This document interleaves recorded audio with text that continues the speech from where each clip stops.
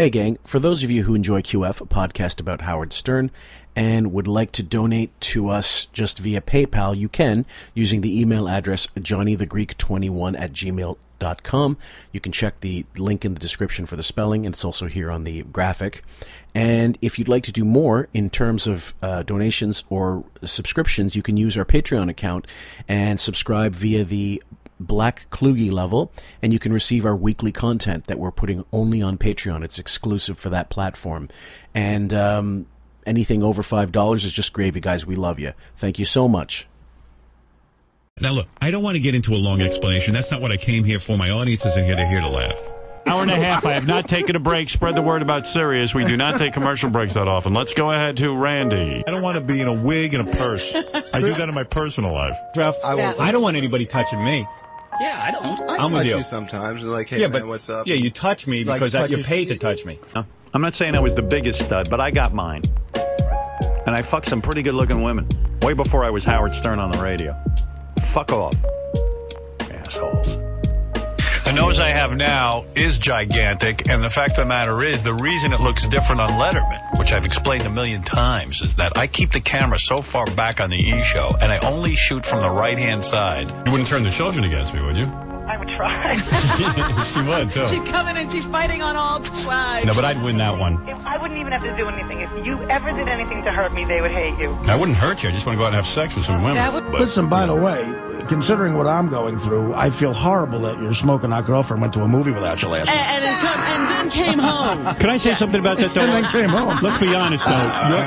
When he was knee-deep in Johnny Walker Blue. Well, the bachelor party. I think it was a good idea for the beginning of it. Yeah, I think you would have been just as weird. If we started at the beginning, you go, oh my God, everyone's staring at me. Not me. I love it. I love when people stare. He loves to be stared at. I love it.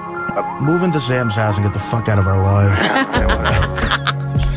We'll get Beetlejuice to pick out our Get fatter, Harvey. We're more of those fucking things. Beetlejuice will pick out Howard Church. You can live with Sam and blow him. You're being a little, and not only that, baby there. No, not only that. Hey, I'm just trying to weigh it You out. can't live without a stylist in your life? Not only that. I'm thinking who would be easier to replace. I think Ralph, of course. But there's a lot of the guys guy who who picks drive. out your clothes. Chris, could you date Ralph? Would you? No. You couldn't? Why? No, look at that smile. He's lying. You're lying. Tell the truth. Could you date Ralph? No. Yeah, right. Oh, I please. could. No. We would have the best time, Robin. I I couldn't date you. Ralph. You wouldn't talk to me. I couldn't date Ralph, but I could fuck him. I'd fuck his brains out. Well, maybe. Maybe. If you guys a lot of people feel that way. I know Ralph is straight, but all right, now I understand. All right. I don't understand. I can't understand gorgeous. It's a straight place. No guy. Let me just say something about men. No man Says gorgeous. Really? This restaurant is gorgeous. Okay. Now, you got to understand something. Guys don't talk that way. Next time. Guy goes, hey, it was a good lunch. And it was sort of set. Well, the sketch, what the controversy was, it was Patrick Swayze, who's, gorgeous. Welcome, everybody, to QF, a podcast about Howard Stern. I'm your host, Fillmore, a.k.a. Jim Fix. And with me this time is Sam. Always. And Chicago Bobby Chicago, any way you want to slice it. The Windy City Chicago. The Windy City Madman is here. So how you doing, Bob? That one. Good. How are you? Not too bad. We're going to call this episode the Ecchschploited, and it was based on, in this case, everything kind of centers around the NPD, obviously, but we wanted to focus a little more on people within the organization that Wig has tried to, squeeze as much out of them for as little remuneration as possible. But before we start going into that, Bob, you had a few thoughts about the contract you wanted to share with the listeners. Yeah, I haven't really weighed in on the basically the summer vacation. I haven't. Well, you and I recorded something last night, but it's like a Patreon thing. So, I guess on a bigger scale, I haven't really weighed in on the contract, but I really think that I brought it up on an episode where I was calling it a Coke sold here kind of idea.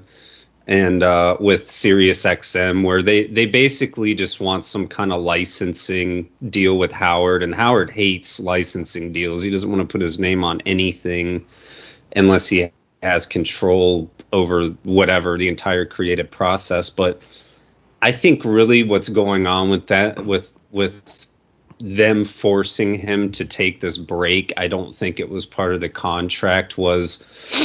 I think they essentially have given him these 2 months to figure out how to do his show with a much scaled back budget. Mm-hmm. And I think that this contract is much, much different from previous ones that he's signed, in that they have complete control over his show now, and they'll shut it down when they want to. And if he doesn't come back to them with a decent plan and let them know who he's going to keep, who he's going to let go, I think they'll just keep him off the air. The reason why I think they did sign him again is because they're so heavily invested in his catalog that they bought from him. Mm-hmm. You know, if you don't sign him again, you're basically saying, I don't think he's very good, and I don't think that this product is very good. And so people are going to look at this entire back catalog and say, okay, well, if you don't think he's very good, we're not going to really value, you know, what you've invested an enormous amount of money in. So I think what Raven is saying is correct too, in that they're gonna kind of fade him out a little bit. He's gonna get suffocated out. There's gonna be more of these vacations. He's gonna be off the air for longer periods of time. And honestly, I don't think he's even gonna finish out the contract. Mm-hmm. Sam? That's my opinion.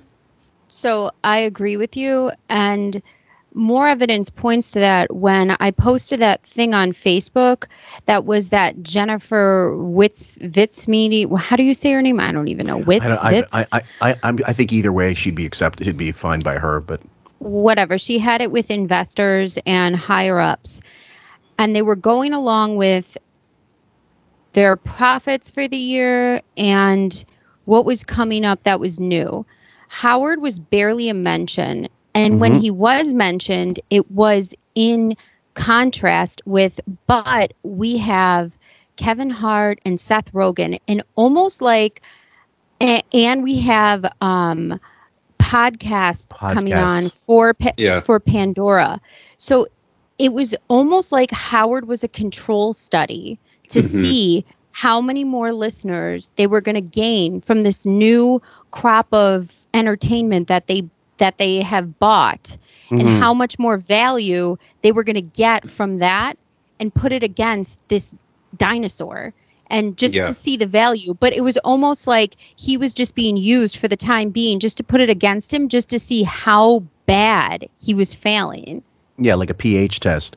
Well, I don't think, I bet if you look at who's actually listening to Howard, he's not bringing in any new listeners. He probably does have a listenership, and I bet if you look at the base, they've all listened to him for over 10 years. I would bet anything. So it's like they're like habitual listeners. They just listen to Howard because it's what they've been doing for 20 years. Yeah. And he's not really driving in new listeners, and they're going to be changing their model without question. And I wouldn't be surprised. He's not going back to that studio. That's not happening. The studio's not his anymore. I wouldn't be surprised if they also took him off the air for these 2 months, because they're going to start renovations on that studio for whatever they're going to introduce in the fall. I believe it. Well, whether it's the guy that's kind of, what's the guy's name? Andy Cohen.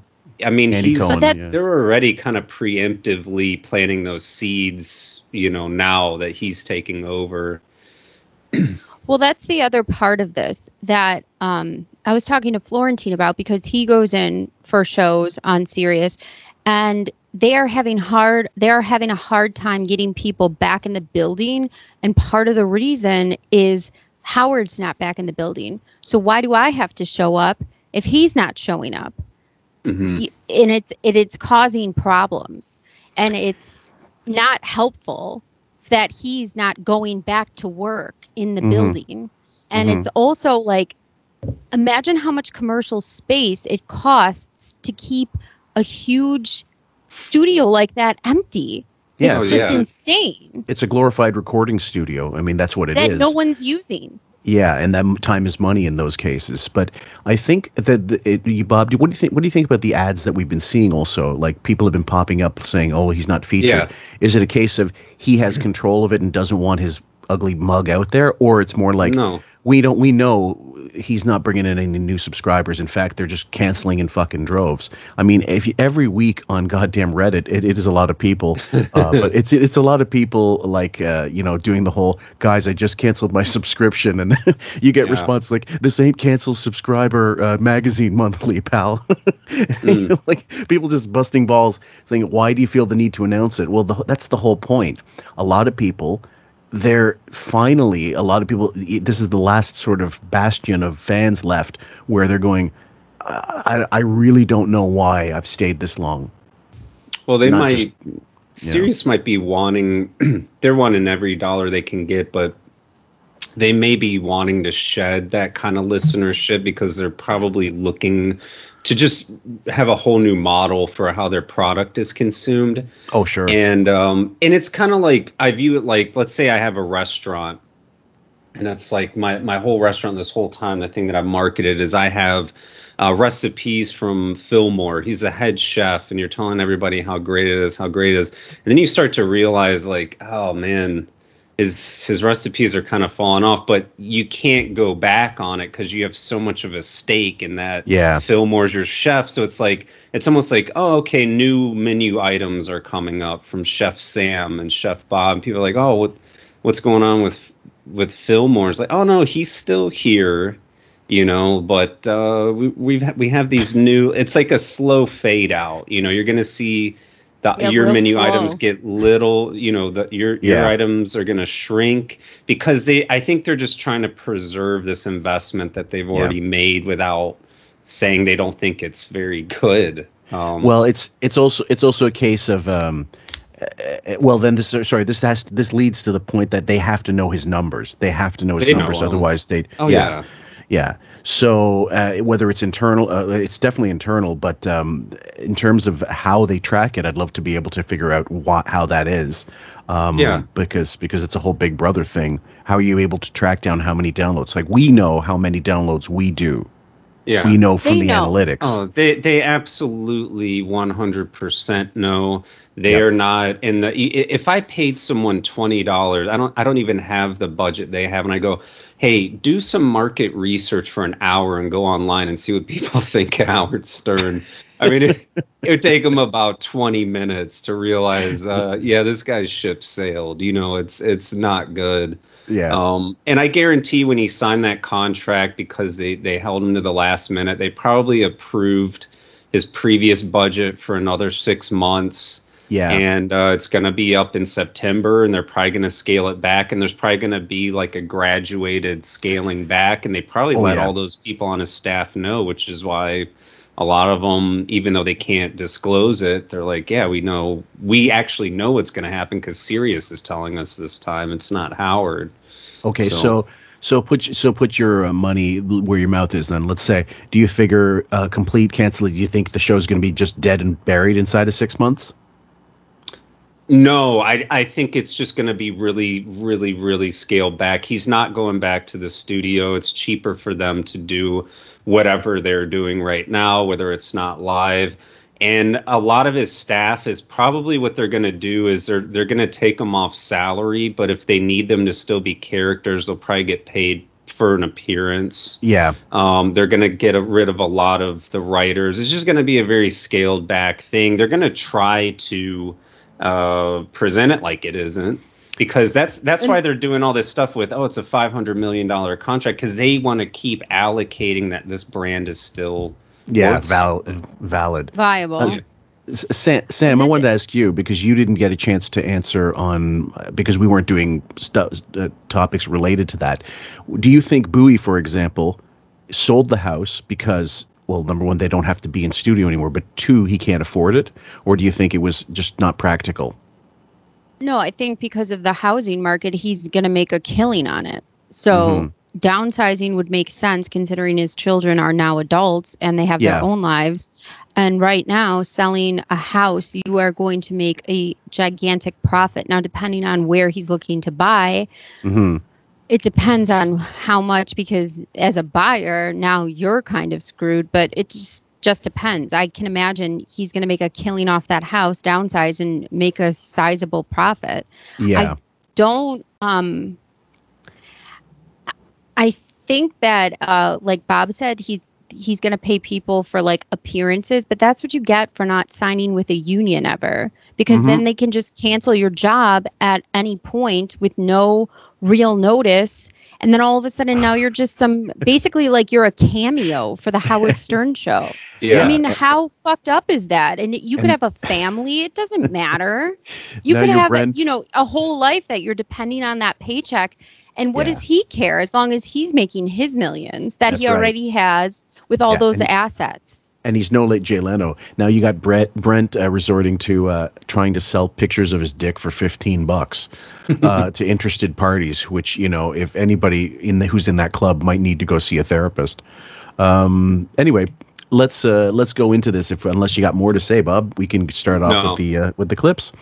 We're going to start off with the this particular one as an Andy Dick clip that was on the Greg Fitzsimmons show, and it was kind of famous at the time because, of course, it was part of the big tirade. So here it is. When he was first making his precious $500 million deal, he came to me. I think I was the first one. Yeah. Andy, we need material. I want you to have your own show. And I'm like, that sounds fun. By the way, and I said, and that's why I did it, because it was going to be fun. Yeah. I said, you don't even need to pay me. Oh, he took that out. He took that one. And I for 2 years I did the show and never got paid a cent. And I'm not complaining about that. I'm pointing out the fucking Jew facts. Yeah. I never got paid. No, we don't condone any anti-Semitism, guys, because, well, it's actually, if Andy is in fact Jewish, it's just self-loathing. It's not anti-Semitism at all. But I found that hysterical that he had to bring that up, that they didn't offer him any money, and he said, "Oh, I'll do it anyway." Now, I think it shows also his desperation at the time, because Andy Dick's name is mud in the business, and I don't know what he's doing now. Maybe he's got his own podcast. But the fact that you've got this mega million deal and you can't even pay this guy to do anything. Yeah. Yeah. Well, he did say that don't pay me. I'll do it for free. Yeah, it's his own stupidity. And that's music to Howard's ears. Oh yeah, totally. Bob? The whole reason why I kind of wanted to do this this episode was people with MPD are just beyond exploitative. Yep. And I've just been amazed over the years by how much content and writing and just how much Howard has got for free. I'm like, I can't believe these people would go on with and it's all in proportion to like his salary and everything. I mean, I come on this show, I don't get paid to be on it, but if you made like $1 million an episode, I would probably, like, everybody knew that Howard was making this wealth, and like all these people would just give him free material constantly.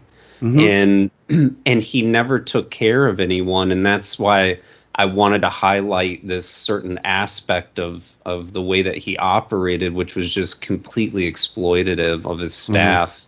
Yeah. It was almost expected not to get paid. Like, it was almost like, even as the trajectory of his wealth changed, the people's mentality that worked for the show or that came on the show or contributed in some deeper way, like Andy Dick or Greg Fitzsimmons, it was almost a given that you were barely going to get paid. Even though he was making a shit ton more. Oh, yeah. It's really crazy how they just didn't change their mentality or thinking towards the project. Yeah. Right. Like Artie, for example, had immense leverage leaving from terrestrial going to satellite, and really should have crowbarred into a new contract saying, look, I'm a big part of this move, and if I don't go, I guarantee you guys are going to be over a barrel. So, and they, knowing Howard, he would just told him to fuck off. Like, he literally would have said, we don't need you. And then you would have seen a precipitous drop off right away. and he did not want anything to happen like that first, because he was still dependent on the first 2 years or 3 years of subscriber bonuses, hoping it would happen. Only made the first bonus, didn't make any subsequent ones because people didn't fucking decide. I think word of mouth about the shitty technology of Sirius got out more than anything, and also then he got, oh, we're off on Fridays. So wait a minute, you want me to pay for your show for less days a week, and I have to buy this fucking hardware that doesn't help me with any other bit of radio. Right. Like, you know, it doesn't make me a coffee. It doesn't fucking start my car when it's cold and I want to be inside. It's just to listen to your fucking show. Yeah. Oh, and the other programs on Sirius, which I don't know how many people gave a fuck about them then. So, I mean, if they had any balls and Artie was, say, like in a better state of mind, at some point, if they said, let's walk out, let's all of the underlings, and Artie said, we are not coming back to work unless you pay us more. Yep. Maybe he would have said, I'm firing everyone, but I don't think that would have happened. I think they would have had the upper hand. They would have had the upper hand. He would have had to pay them more, and he would have resented it and only treated them worse. Yeah. Because the people that he would have had to hire, he would have had to pay more anyway. That's right. Well, the thing with Artie is what got me thinking about this whole topic, because there was this interview with him many years ago, and he was saying he doesn't get residuals off of any of the episodes that Howard has sold and to Sirius that they use, and I guess they were replaying him quite a bit. And I don't know all the facets of radio, but generally, anytime there's a creative product that's being recorded and there's key players in it, whether it's music, movies, TVs, those people generally, if they're repeat or key figures, get some sort of residual money. Yeah. And I just remember thinking, oh my God, like, you got no residuals off this thing that he sold for probably hundreds of millions of dollars. It was just mind-blowing to me. Well, this is something maybe with Carrie I'm going to go into the Stuttering John lawsuit against SiriusXM that he tried. And basically, it was a cash grab for John, really desperately trying anything he could to get at stuff. But I think there is some kind of, I think there probably was some type of case, because John was not part of Sirius when they started using his clips and replays. And nor I believe did he sign anything saying, listen, I might have signed my rights away for terrestrial, but I never had anything to do with Sirius. So it's time to renegotiate. So if he had enough juice, he probably would have got something out of it. And Artie, who you just explained as the concept of this show, was in the business. And he got residual checks and talked about it on the air. So he said, every Christmas I got elf checks, and every fucking, summer I got Hallmark money from stupid, films I did, and, The Bachelor and shit like that. And so he knows about that crap. And that's a key point moving forward in this episode. And there's a reason why I chose the clips that I chose. The people that are in the industry know. And they know when he's doing something wrong. They keep their mouths shut about it, but they know that things are not supposed to operate the way that he's operating. They know this. Yeah, it's like getting a record deal. It's like getting a record deal. You know how old record deals, they screwed over the musicians back in the day. You started out owing them the advance. And it was contingent on your record sales, like whatever they paid you up front, including recording and studio time and all that shit. That was the money you got, but you had to pay them back. Yeah, that's like how TLC went broke. Pretty much. This is even different from that, because it's like a guy who, I'll give a great example coming back to Jay-Z. He had the second biggest single of his career. He had this guy do the hook for this song that he knew was not set up with publishing. So the second biggest song of one of the most successful rap careers and selling artists of all time, Jay-Z knew that he wasn't set up to get residual monies off that. And he basically forced him, because he was the boss of that company, to give him this hook and never paid the guy a dime. That's what I see Howard doing time and time again, where people get so caught up in the aura of the show and him that Howard exploits that because he gets gold off of them and knows he does. They're not set up. They're not sophisticated, like Whack Packers and these other people. They're not in that industry. They don't know that, hey, if a whole TV show that has a budget, that has a film crew that he's getting paid for, you should really be getting compensated for being on that. So there's a big difference in the two people. Equally telling is the fact that now that Cameo exists and whatever else people use, there are different versions of Cameo, like different styles of the same friggin' concept. Now that exists, High Pitch Eric, why does he need to fucking show up on the show ever? Now that people are willing to pay him to go, hi, daddy, and send him like birthday fucking gifts, whatever, birthday gifts of him, then fuck the Stern Show. And the Stern Show only ever used sponsorship money to pay guests when they did. Exactly. When that sponsorship money went through out the fucking window, so did these guest appearances. Isn't that amazing? Like, oh, Beat doesn't show up. Oh, Crazy Alice doesn't want to show up. No, because you won't fucking pay them. Right. And eventually they get someone in their lives who go, is he giving you anything for this? And they're like, no, Artie gave me a little something one time. That's right. Artie gave you something. Artie took you to the fucking Yankees, like, Galleria and bought you jackets and shit. Howard didn't give you anything. Right. Right. So anyway, this particular one is about the Bob Levy and the clips, the Chuck. I'll set it up basically. The Chuck Zito, Arturo Gotti charity. Like there was some fight that was scheduled to raise money for Arturo Gotti's family. And it went on for, I remember it was like a minute-long plug that Fred was reading. And then Howard got all butt hurt and said, what the fuck is this? What are all these, these clips? And so he went after Levy, the end of the show plugs that they were talking, which they already promised him when they started at Sirius. They said, look, we don't have much money, but we'll pay you in plugs. So that was the agreement, according to Bob. And according to Bowie, supposedly. But now you're going to hear them try to get out of it like the fucking snakes they are. So we'll go with Levy's tirade, part 1. After all the shit that I do, I asked, can I come in for 15 minutes and fucking just plug this fucking thing? I got an email back that, oh no, we're a little too busy this month. Oh yeah? Oh, let me see. Who the fuck is on then? Okay? Who are these superstars? Email from who? From who? Gary, okay. You can't give me fucking 15 minutes after all these years being your fucking guy. Your fucking guy, as you say. I'm your fucking guy. I loved how Bob was so zen in our interview. He was like, hey man, it was all right. It was fine. He sounds like he's about to snap necks. That seems like someone on the edge. Just a little bit. To Artie today. Artie is 100% on my side saying that it's a disgrace for them to fucking even say no to me. It's a fucking disgrace to give me 15 minutes. Why don't we just open up the door to Bob Levy and come in anytime. Anytime. So then he made this tirade on the Miserable Men show, which Shuli has reconvened, by the way, guys. I'm sure it's a fucking barnstormer. Bob? Okay. The reason why I wanted to do this is, like, imagine you're in a studio with Led Zeppelin and you're like, hey, you should play this riff at this point. And they're taking what you're doing and they're actually using it and they're making albums and selling money and they're making tons of money. And they go, hey, man, we can't pay you or bring you in the band, but we'll let you open for us, when we play in New York. Okay, that's not the best deal ever, and it's not fair at all, and these things happen.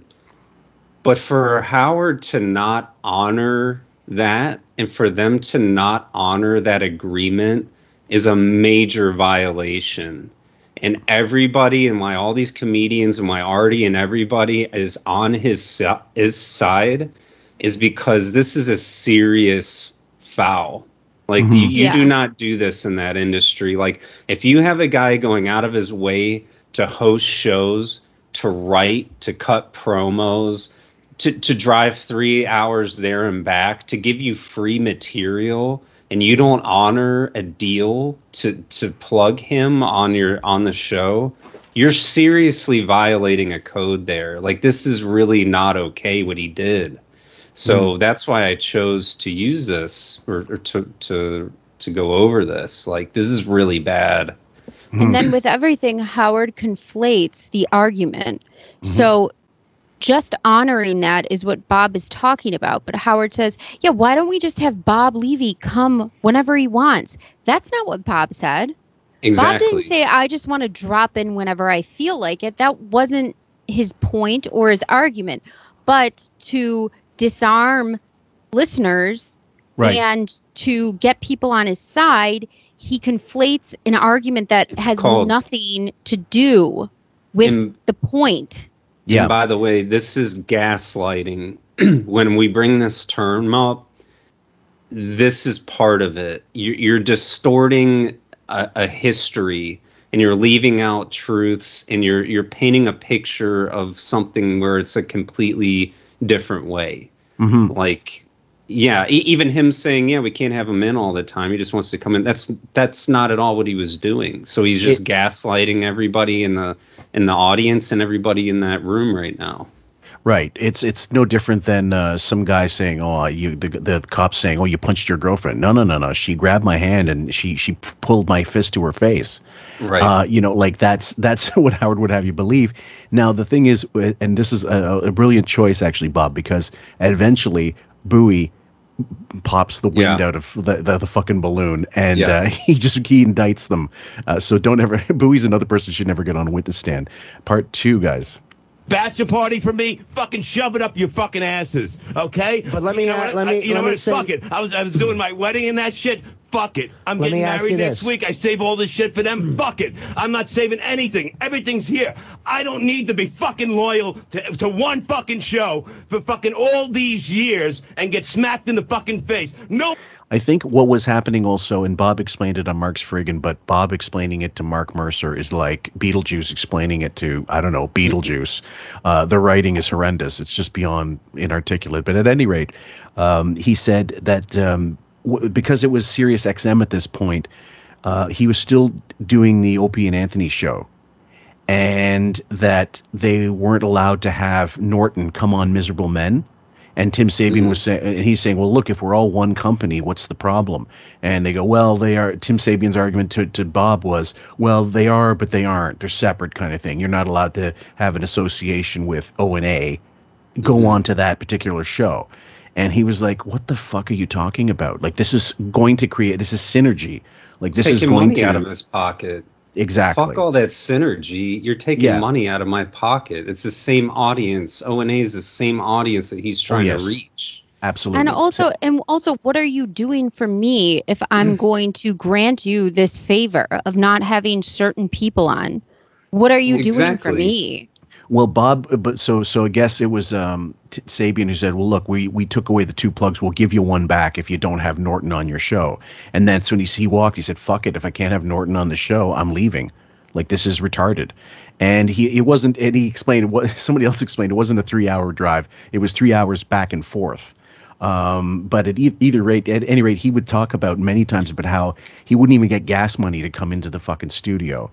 And, you know, and he get these plugs at the end, which at the end of the show, there's nobody listening. There's no way there's more numbers of people listening at the end of Robin's News than there are in the middle of the show. Even it's serious. It's gaslighting, and Artie calls him out on that, which you'll see as we go on. Mm-hmm. Nobody else that comes on to that fucking show sits there, writes bits for nothing, does shit for nothing, comes up here to film a 10-second intro to a fucking roast show when I'm 3 hours away for nothing. I've been doing this for fucking years, and you ain't gonna fucking smack me in the fucking face by telling me you don't got 15 minutes for me. Fuck you. Fuck you. And the irrelevant point is, oh, well, what was Bob doing before the show? It's irrelevant. You guys have made an agreement with this guy, and you've been using him, and you've been treating him as if he is a Richard Simmons, or he is, Frank Stallone, and he's a welcome guest, and you treat him welcome, and all of a sudden you're going to treat him like shit for what reason? To debase him for the air because you're struggling for fucking bits? Oh, they get to gaslight now, and they get to use this audio and say things that aren't true, and they get to frame this argument in a disingenuous way. That's what they get to do. That's right, because up until now, no one knows that this has been a deal. No one knows that Gary has agreed to talk to Bob and say, look, we can't pay him, but give him these plugs. Now, if that were known, Howard would never have had a fucking leg to stand on. But because we know how he is, obviously we're not fooled anyway. And I wasn't at the time. I knew there was something fucking nefarious going on. Yeah, it'll come up later in a clip. And I'll explain this is why I think it happened. Okay. Secondly, how dare you? I mean, my God, we gave you your own show. You're on the air, right? You're on the air. We don't give that to hardly anyone, lest you forget that. Not only that, every person who comes in here, Sal and Richard and all of them, talk about Bob Levy's new comedy club, and they're appearing there. Okay, this is what's a little infuriating. We gave you a show. No. You tasked him to do a show that you weren't going to fucking pay him for, or could pay him very little for, and he's giving you content free content that you feel deserves a place, but you don't want to pay him, and his payment is plugs. This gets me more furious than anything because these days, you know how many times I've been tasked to write for a fucking publication for exposure, which is such a common thing now for writing. I'm like, fuck you. If there isn't even a fucking, like, if you don't even allow me to turn down $10 per article or 15, stick it up your fucking ass. Go get one of your staff writer assholes that you dredge up from fucking Reddit. No, you have to put a value on something and say, like, this is my worth. Yeah. It's like saying, well, I'd let him wash my car. Like, oh, wow, what a fucking deal. You're too good to him. And on top of that, his plugs on his show, I mean, again, Howard's gaslighting. They're not even the same fucking caliber or species as a plug on Howard's show. They're two different things. That's right. And also remember, the listenership for Sirius way dwindled from when it was back on the regular radio. So it's not even worth as much. No, it isn't. Right. But in his stupid mind, he's still 15 million listeners and all that crap. I mean, we saw that from the summit, 30 million, 64 if you count the mother, the spouse. Okay, number 4. Like, I think, by the way, I thought the roast and making him the roast master was a big thrill for him. Maybe you should take him off that. I think the point for Bob is if we put Bob on the show often, he gets to plug what he wants to plug. Nobody gets paid to be here. Do you know what I mean? Like, any guest that comes on, they get to come on, and what they get paid in is plugs. And we plug gigs when he's not here, like Fred O'Rita's plug once a week. Know. That's an don't enormous do that anymore. That's an enormous gift. He clearly doesn't appreciate it. He thinks we don't do anything for him. Once a week. Once a week. Gift. It starts off as once a week, and then Howard gaslights and says it's every day later on. Yeah. But it's a big thrill for you. Like, what does that mean? Like. Like, it's just so be happy hard with too. this. Like, he gives him a ball. Like, go play in the corner. You love playing with the ball. Like, the fuck out of here, man. And he acts like this. It takes such effort to just say, "Go see Bob Levy in Philadelphia." Yeah, like, It takes 2 seconds of your time. Yeah, and somebody like Fred would be able to get that plug out in 5 seconds, literally. See Reverend Bob Levy at Terrytown live. Friday. Like 10 seconds, done. Yeah, he's an old pro at doing these fucking live reads. What does it matter? Right. The other thing is, I meant to say this. You got Sam touched on it. There's lower listenership, and when we interviewed Bob, he was the one straight out said, "Look, we used to have these Killers of Comedy things, and we'd get 1,500 people. Then we got 1,200. The next year, we'd get the next gig, we'd get 700. So it was diminishing returns. So it kind of there's 2 things. One is burnout because you do too many gigs, people stop showing up. I mean, it's no different than any musician, but so you have to space things out. But at the same time, doesn't it kind of indict Howard's listenership? Because if he did have 15 million people or 10 million people listening, and 0.0001% of the people wanted to go see Levy, there'd be so many that he could do 10 shows and still wouldn't be enough to accommodate those people in the size of those venues that they were doing. So, this is a bubble in Howard's big, I'm so popular fucking bubble. I'll spoil the thing of what's going to come up, but I think Howard was talked to and said these guys were not getting the ad revenue, were not getting the listenership. They need to start paying for ads. Mm-hmm. And Howard brings that up, and I think that's why he drummed up this whole thing. Okay, we'll bilk Bob for some ad money, and whoever comes in and wants to plug, we'll get it. He brings it up. You'll hear it. You'll hear it. I think I included it in the ones that I wanted. So okay. people are hurting now for money. And, Right, but, and we do and everything. and Bob isn't has so been loyal. to the Bob show. isn't so loyal to the show. He was on Kid Chris's almost every day. And I hear through the grapevine that part of what's freaking him out, this is what the guys in the office were telling me, is that now that Kid Chris isn't on, right, it's freaking him out because he's got less places Well, to that's be. what I See, but I figured. think he figured that Kid Chris was a friend of the show. I don't know anything. No. I've never told By the way, we never said to Bob, don't go on there. But if he's so loyal, I mean, you know. If he's so... Listen to that fucking twat. Sam had the same reaction I did when I re-listened to it. The thing is here, and I don't know if I clipped it. I thought I'm pretty sure I did, but the reference is Mel Karmazin. You know, he's not giving anybody any plugs. You know, you got to pay for that shit. That's the one that I was gonna. I can't remember if I bring up. I can't remember if I plugged. I cut it, but I think I might have. So let's play the rest of this out. Stay on our show. But no, I don't have a problem with him doing that. I don't sit in tantrum and go, you did another show. And Bob's argument is that's exactly what happened. He had someone that he didn't want. Norton wanted to be on more. He wanted to have him come in for Miserable Men, and they didn't want to have that happen. Yep. This is totally a lie. Obviously, he is bothered. And when he says, but if you're so loyal, that's so you are bothered. You are putting it out there that you are either loyal or you're disloyal. And I am reading that as you're disloyal, but you can go on the show. I don't have a problem with that. What? Right. What? Well, That's completely two separate messages. Yeah. They always tell on themselves. They always project. They always tell on themselves. He absolutely was saying the opposite there. Mm-hmm. Yeah. I mean, 100%. You're not the good guy when you say that. Say good night to the bad guy.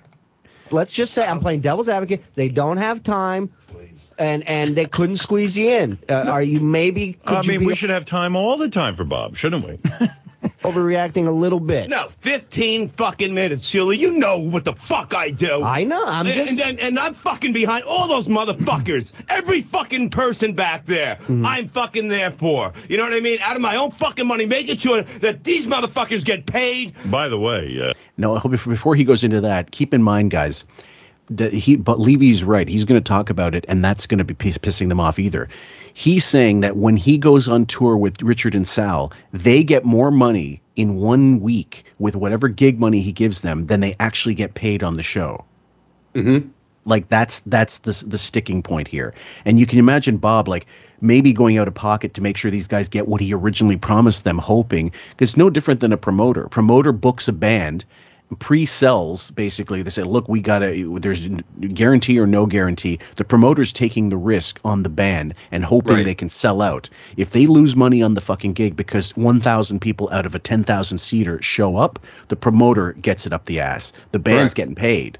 So now it just means that next time when they come to town, he might not book that fucking band. But then, so Bob's the one. I can see why he's so pissed. Also, this is showing how little they get paid through Howard, knowing how much they make. And that's like, a regular person who on the weekend does bartending, like in regular middle class life. That's not how it's supposed to be. If you're on a successful show with millions of listeners in that's the life you're not supposed to have the same life as I do.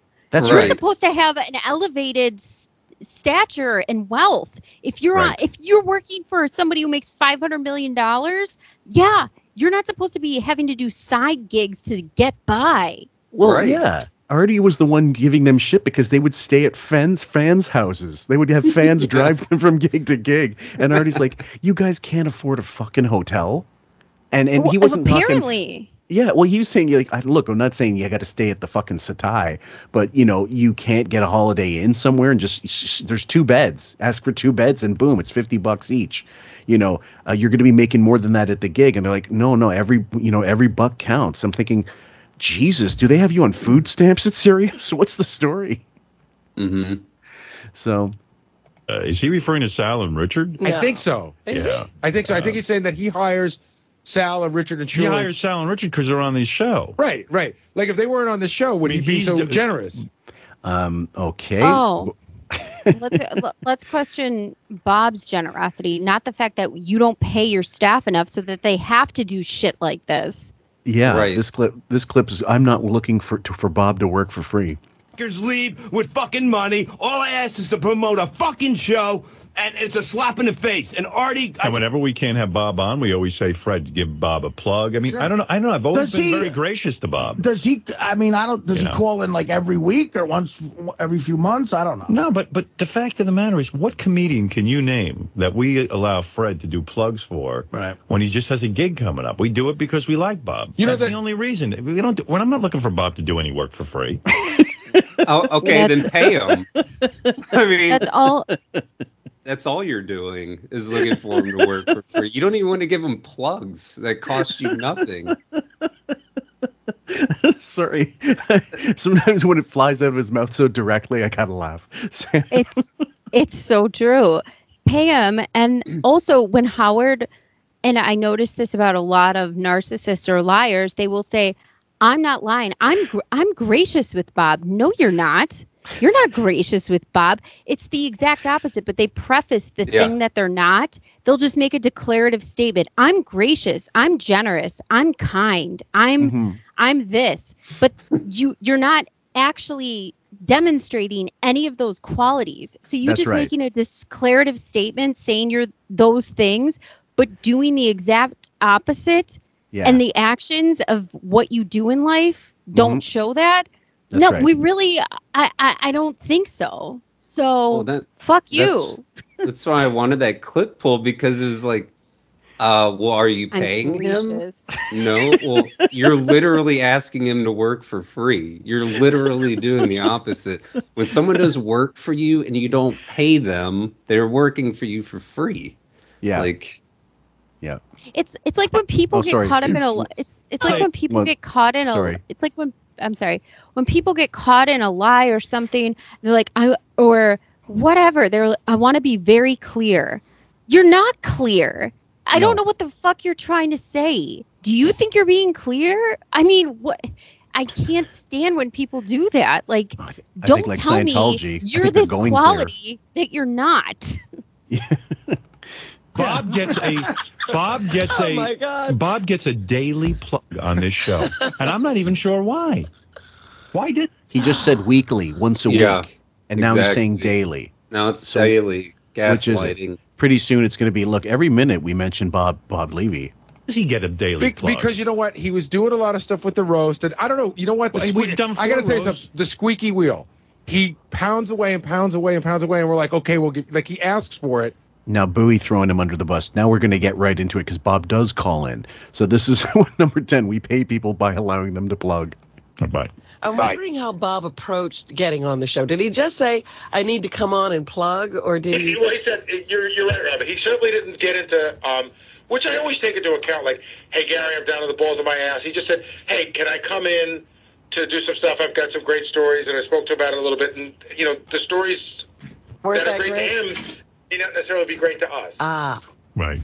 Other thing... And Gary's going to be the arbiter of what fucking story is good, because Gary has a scary fucking comedy talent.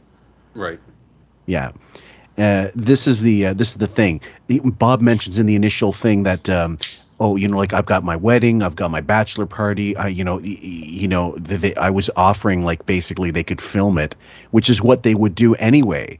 And later on, we're gonna get into clips that involve Lisa G. That's similar in theory, that if you're part of the show, you should be able to be filmed at any fucking time, and we can have access to that footage to use it for Howard TV, and you don't get to do shit about it. And we're for free, absolutely.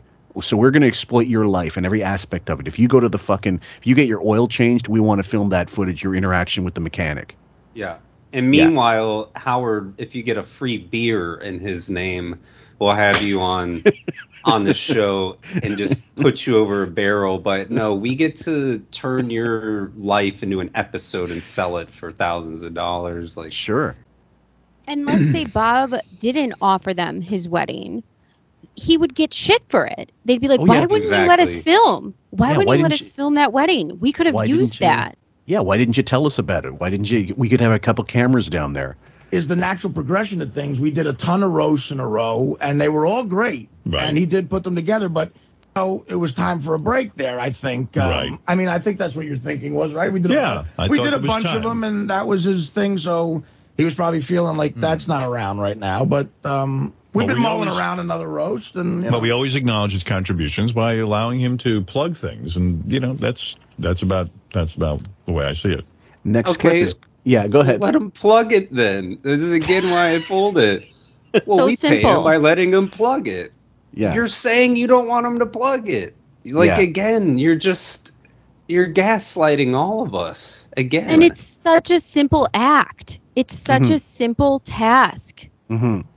I think, Bob, what you said makes a little more sense if you think about it, because that the idea that they were starting to say, like, no, this is valuable time that we need for ad revenue. Yes. So we can't waste time on Bob's plug if we're not getting any money. If he wants to buy a plug, yeah, sure. Get money. So what Howard says is he goes, Mel Carmison can sit here and go, hey, this fucking guy, he wants this thing plugged, he can buy ad time. Yep. And interestingly, Bob says, I do buy ad time. We do buy ad time. And when Howard said that, I was like, that's exactly what happened. Because that's not a thought Howard can generate in his own mind. No they way. came to him and said, can we get some ad money out of this? We have these guys coming on the show. They're plugging these things. Can we get some money out of them? You know, and I want you to cut back on his plugs. And I think that's exactly what happened. Yeah, and keep in mind, guys, that he's not making, the subscribers are not joining in. SiriusXM has now merged, and he's not getting. He got his $25 million, which was part of his contract, but he's not seeing a bump in his bonuses because they didn't count them as Howard-based subscribers when they merged, and that's what the lawsuit was about. So I'm sure he's more pissed just because they don't even have the listenership. Like that didn't translate into people at XM going, you know what, I'm going to buy Howard. Next clip, guys, is called "I Don't Know Where This Came From." I don't know that. Gary will call me up and go, "Hey, Bob's a good guy. We can't have him in all the time, but you mind giving him a plug for the?" I go, give it to Bob. I go, of course, Bob's part of our family. And I don't know, man. I just Okay, so now this is a complete reframing of the truth. So now this sounds like Howard gets to be Santa Claus. He gets to be, let's just charity. Let's just look at how giving I am. Gary just randomly brought this up to me, and I just decided, you know what? Yeah, let's give him the plug because I'm such a generous, gracious person. Remember when I said I was gracious? Here's an example. Yeah. All of this is bullshit. Bullshit. All of a sudden, he's Nino Brown in the hood, handing out toasters to the fucking masses. Now, this is the funny part. He goes, Bob's part of the family. He didn't address that he has a sister in private parts. And then he had a cousin who died penniless from cancer. So maybe you don't use, you see Bob hearing us and going, please call me anything else, but don't say I'm family. That's not the agreement. They gave him plugs because he writes for the show and he has other shows on their channel that he doesn't get paid for. Howard's never done a favor in his fucking life. All they do is, what can I get from you? That's how they think. It's completely exploitative all the time. And like World's Meanest Listener, that was a massive bit for the show back in the day. And then the Get John's Job, he was in there as well. He was responsible for a lot of good bits, whatever you feel about his comedy, which according to what most of our listeners who have seen Bob live, they say he's good. He's really good, actually. Yeah. Artie was the shit one in concert, in comedy shows. Also, we have a track record of Howard when he is generous, quote unquote. He makes the biggest deal about it. He doesn't give anything to anyone. And when he does give things like a present, it's a big spectacular. I mean, the Christmas party or whatever he does, he always makes it a big deal to show off what he gives. So if, let's say he's saying, oh, I just gave Bob this plug, you don't think he would have made a big deal about it? Of course he would. Anything Howard gives, he makes a big fucking deal about. He doesn't do anything for anyone for free. I bet you $10 at Christmas. Before the presents were wrapped for his daughters, he would make sure the price tag was on the outside of the wrapping. Yep. So they knew exactly how much everything fucking cost. He wouldn't even let his kids use the phone. Remember, he complained about the phone bill back in the 90s? Yeah. He goes, help me pay for the lights. Remember when he threw Artie, and that was another reason why I figured out Howard as an MPD, when he threw Artie that birthday party, which of course got turned into a show and a bit, and they recorded it. And the minute he brought it up on air, he told him how much he paid for it.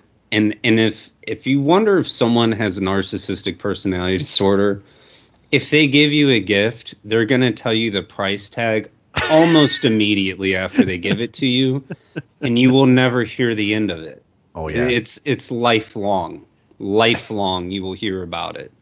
I love Artie during that. Was it the bro fight where he goes, I put Papa John's for fucking, I paid 50 grand. He goes, I knew the 50 grand would come up.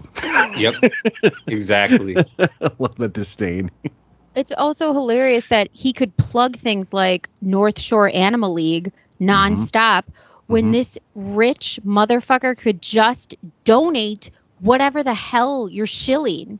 Yep. You could just give the money yourself. Yep. Privately, not say a thing, and not beg listeners and waste a plug. You could plug Bob Levy for free and help him out, or you can plug this charity that you could pay for and actually get the job done right now. Yeah, but true charity comes from the heart, and as we know, he doesn't have one. Let's continue with this one. Don't do that for anybody. And I'll tell you what, I know Mel Karmazin doesn't like giving anybody a plug for free. Go fuck him. He's got a comedy club. Let him buy advertising. No, I know. We usually do buy advertising. No, but I'm saying you don't even need to. Ooh. Acknowledge who you are to us, and we acknowledge your accomplishments. I don't know where this came from. But you're not. You're saying you don't want to plug them. You're not acknowledging any. Like, you're doing the opposite. And that whole thing with Mel Karmazin, again, is what I think happened. And I think they came to him and said, okay, if this guy has a budget. He came to Howard and said exactly what I'm saying about Howard, where, okay, if there's a budget and there's an established business and there's all this thing worked in, then they need to pay for advertising, cut back on his plugs. Yeah. I'm sure that's what happened. And just how Bob said, we do pay for advertising. So he was actually doing the thing that Howard suggested. Notice how he skated right over that. Oh yeah. He just pretended not to hear that. And he goes, oh, see? And then he ends the argument by saying, see, I thought I was doing a good thing. You didn't just hear what he said? He just said, I do pay for advertising. Well, and the other thing is, imagine doing the show for free and then not just doing the show for free, but actually having to pay for ads. Yeah. You're funding the show you're working for free. That's me going to a restaurant, ordering a dish, going to the kitchen to cook it, and then paying for it. Yeah. And then bringing it out to yourself and tipping a waitress that doesn't come to the table. And then having the owner come out and tell you you're an asshole. I think I've been to that restaurant. You understand why he's so fucking pissed right now? Because that's not even far from what just happened. You shorted us on the bill. It's so true. Then Howard, fighting with an NPD person, once they decide that I'm going to have this fake narrative in my head that I'm gracious and I'm not going to listen to any of the rebuttals, they just skate right over it and they just say, I'm gracious. I thought I did all these things. I don't see the problem. He's not, because you're not listening to the problem, because you're interjecting a narrative that doesn't exist. You just made this up. It's gaslighting. Yep. And the next clip is called Talking Himself Out of a Deal. I mean, honestly. How long is that list? Honestly. Jackie. No, people are nice to me. I mean, come on. All right, well, then you should go talk to them. Then why do you need so many plugs on this show? You got shows. That's it. I mean, I'm the only guy I can take. Name another guy, Bob. Bob, name another guy who gives you a daily plug on this. What? Name another guy. How can he? He's not loyal if he goes on another show. Right? So how would he do that? Name another guy that you write for free for. How about that? Howard, name another show that you go on. Name another radio show that you help out with your appearances or do anything for. Show. Name. I want to hear what radio station is rolling out the red carpet for you. No, I know. That was the deal we made out for the plugs at the beginning. A deal? I got no deal. I do this because I like you. With the roast. But we haven't had a roast. We haven't had a roast. So deal over. Okay, now I'm going to stick to the letter of the deal. Okay. So he just said we never made a deal, and now I'm sticking to the letter of the deal. What the fuck are you talking about? This is just like Artie and that fucking versus Sal and Richard. He goes, "You're not smart enough to get out of this." That's like me going. I was supposed to pay you for working for me this week. Yeah, that was the deal. Well, you haven't worked for me today. Yeah. I know I worked for you this week. That's why you owe me now. Right. Like, hey, I cut your grass. Can I get paid? Wait, what? What do you mean? Did you cut it today? Yeah. What are you talking about? Right. I wasn't home. Yeah. All of a sudden, quantum is the issue. Next clip is called "We Had a Deal." Does that make it a deal? What deal did you have with him, Gary? He asked me if we would do that for him, and I said we would, but I don't know that that's a deal. Yeah. What? Stop Oh it. my God. This is why I picked this clip. Oh, If semantics. that's not a deal, what the fuck is a deal? I don't even know what a deal is. Oh my gosh. If I write for you, will you plug me? Yes. Okay, deal. I told you I'd marry you. Does that mean I have to show up at the church? You know what this reminds me of? Recently, I was watching that argument with Rand Paul and Fauci, and he's like going gain of function, and he's describing what gain of function is, but the semantics in the and he's like, but it's not that. No, yes, it is. It is that, but it's not in your definition. Like, no. What? This was a deal. You are describing what you call a deal. There's no semantics. That's literally a deal. That's about the most straightforward deal there is. If I write this and host these shows, you will plug me. Yes, that's a deal. If that's not a deal, I don't even understand where there's room for misinterpretation there. Well, the other thing is, okay, like if there's not, this is why you got to get things in writing. And Bob, if you're smart, would have Tim Sabian write it down, saying, look, we are going to give you this many plugs, and this is from a yearly thing, or however long they wanted to make it last. And the problem was it was just a handshake thing. It was like, okay, well, we'll give you a plug. And that's not how you operate any business, not if you have any kind of business sense. Because plugs are supposed to cost money, as you said, Bob. Sam? Yes. From interviewing Bob, you got the sense, though, he's an old school person that just believed in, he actually believes in loyalty. Yeah. And he believes in that your word is your bond. And so absolutely. When you said that you were going to do this for me, I believed you, because why wouldn't I? Because I would do that for you. If you said that to me, I wouldn't lie. But also up to that point, or at least seemingly up to that point, if he never had an issue, he would have thought, okay, well, then they are keeping their word and they're going to continue to keep their word. So he shouldn't have anything in his mind to suggest that, oh, they're going to fuck me or they're going to give me shit about these plugs. And I mean, the argument was, well, he wasn't going to go after Chuck Zito about his plug. So I need to rage at someone about these fucking plugs. All you had to do was write down a memo and say, look, guys, shorten these plugs, please, for future reference. That's all. If there was that. But that's why it lends more credence to Bob's argument that someone from on the high said, no, this is going to be like Vegas after the mob got taken out, after the corporations took over. Everything has to make a fucking profit now because we are hemorrhaging money. Right. So no more free plugs.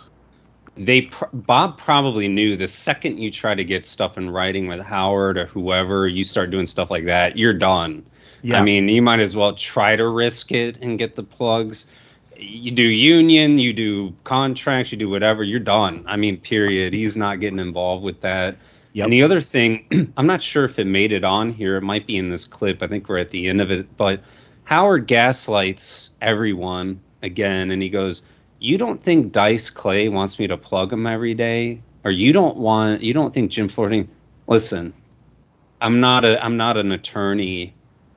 But I'll tell you this much: if Chuck Zito is hosting, or not Chuck Zito, Dice Clay is hosting a show or writing for Howard, you better bet your fucking ass he's being compensated, and it will be in writing. And it will, and if it's going to be in plugs, it will be firmly established that it is during his fucking show, not at the end of the show with Fred, pissing a little thing in a whole sea of plugs. It will be during the show. Howard knows that. I know that. You probably know that. There's no way this would happen with Dice Clay. You got it.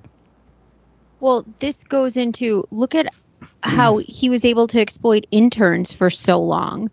He got to exploit interns until they sued him for all that, for all the issues that they had, for how bad they exploited them.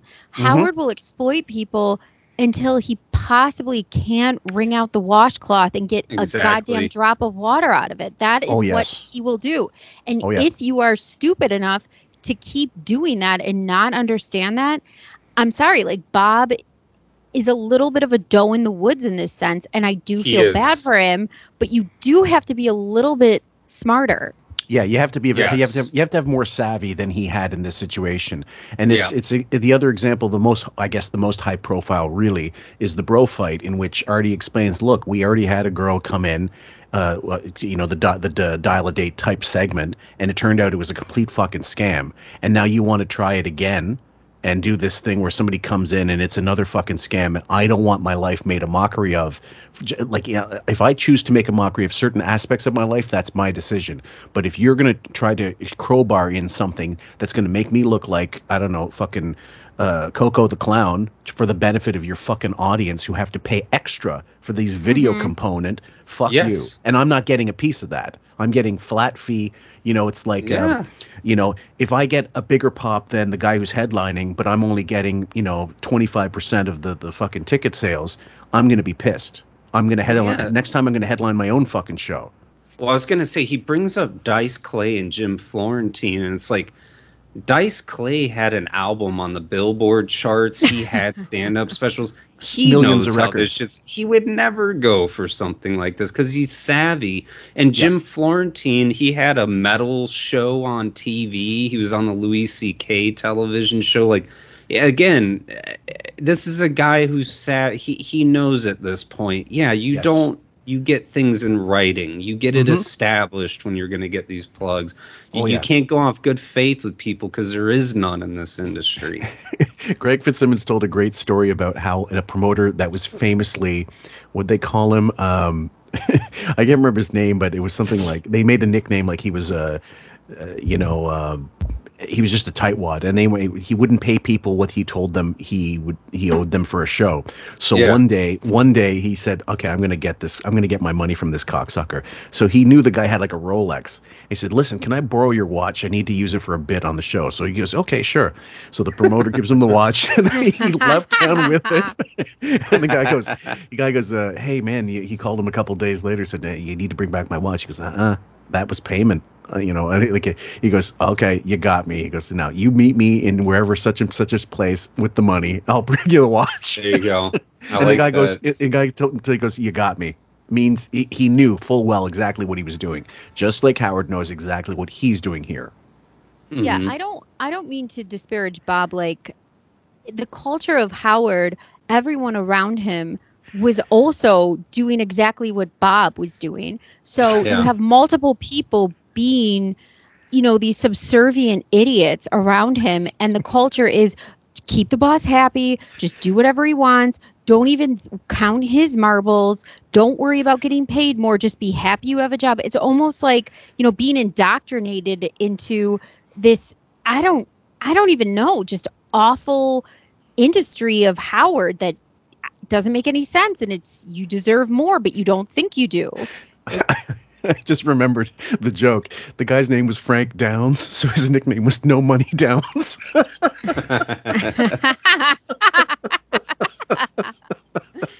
think that was on Joey Diaz's podcast. So we'll play the rest of this clip. In other words, that's a handshake. Right. In other words, I said to you, you said, "Hey, would you help me out doing this?" And I said, "Yes." But what is that, a deal, Bob?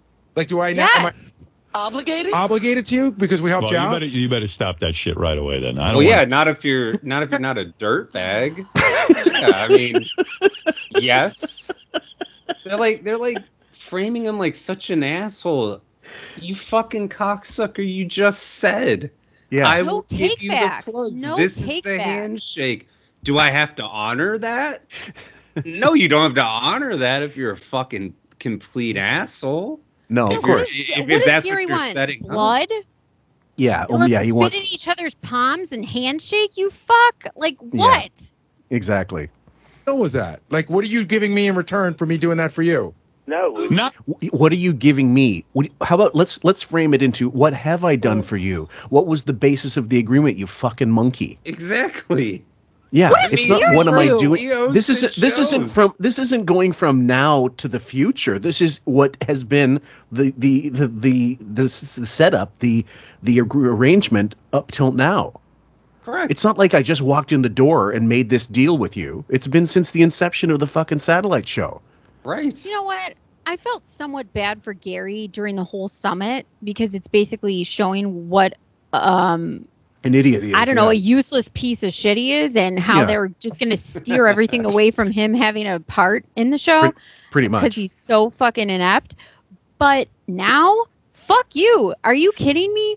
This is insane. This is insane.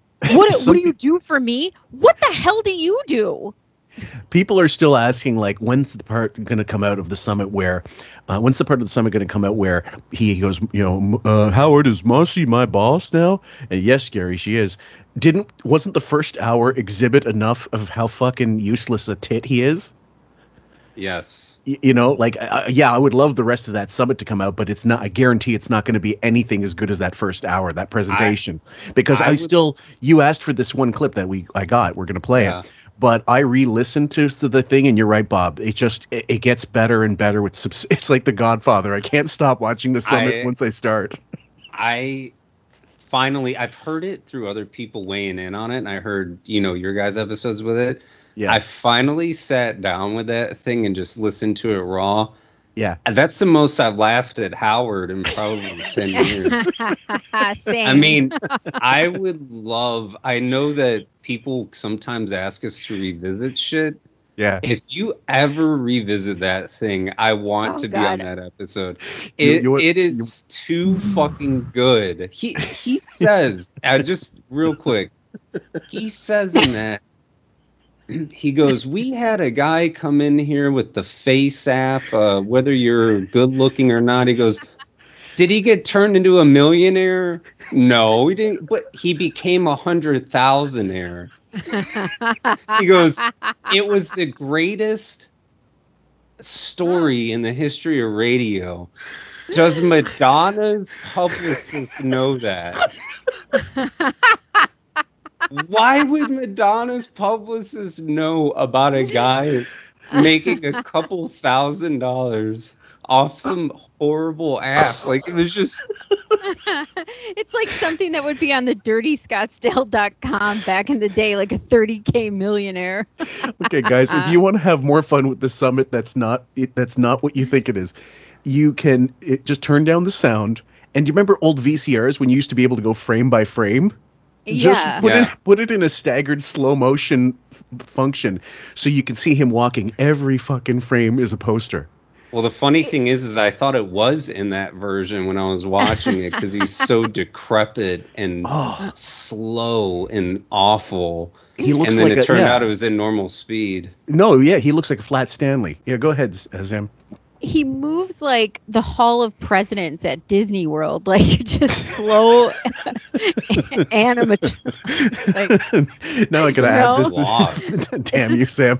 Now I have to add visuals. This is so bad. I mean, back when I went to Disney World and saw it, I don't know, maybe they sped them up. I'm not really sure. Okay. Maybe it's better. But anyway, that with the whole Gary thing, that first hour and basically the whole thing was saying, send an email back, send them something to follow up. What do you do if we have a presentation saying you have to touch base, follow up, keep track, and this isn't going on? That's like basic. That's the most basic bullshit. Yeah. Again, too, with that, when we talk about like exploitativeness, he has this whole thing. Mike, you're into gay stuff. Get this tranny involved that directed The Matrix. DePace, you like Rush Limbaugh. Let's get him in here. Right. The funny thing is that entire fucking thing goes on where he tasks all these people with a job that's not their job. It's a whole nother. And at no point does he go, if he was a good businessman, he'd go, you land me an A celebrity because of a campaign you ran, you're going to get a $5,000 bonus. Yep. If you can establish that we got to interview the director of The Matrix because of what you did, you're going to get a $5,000 bonus, and I'll pay you personally.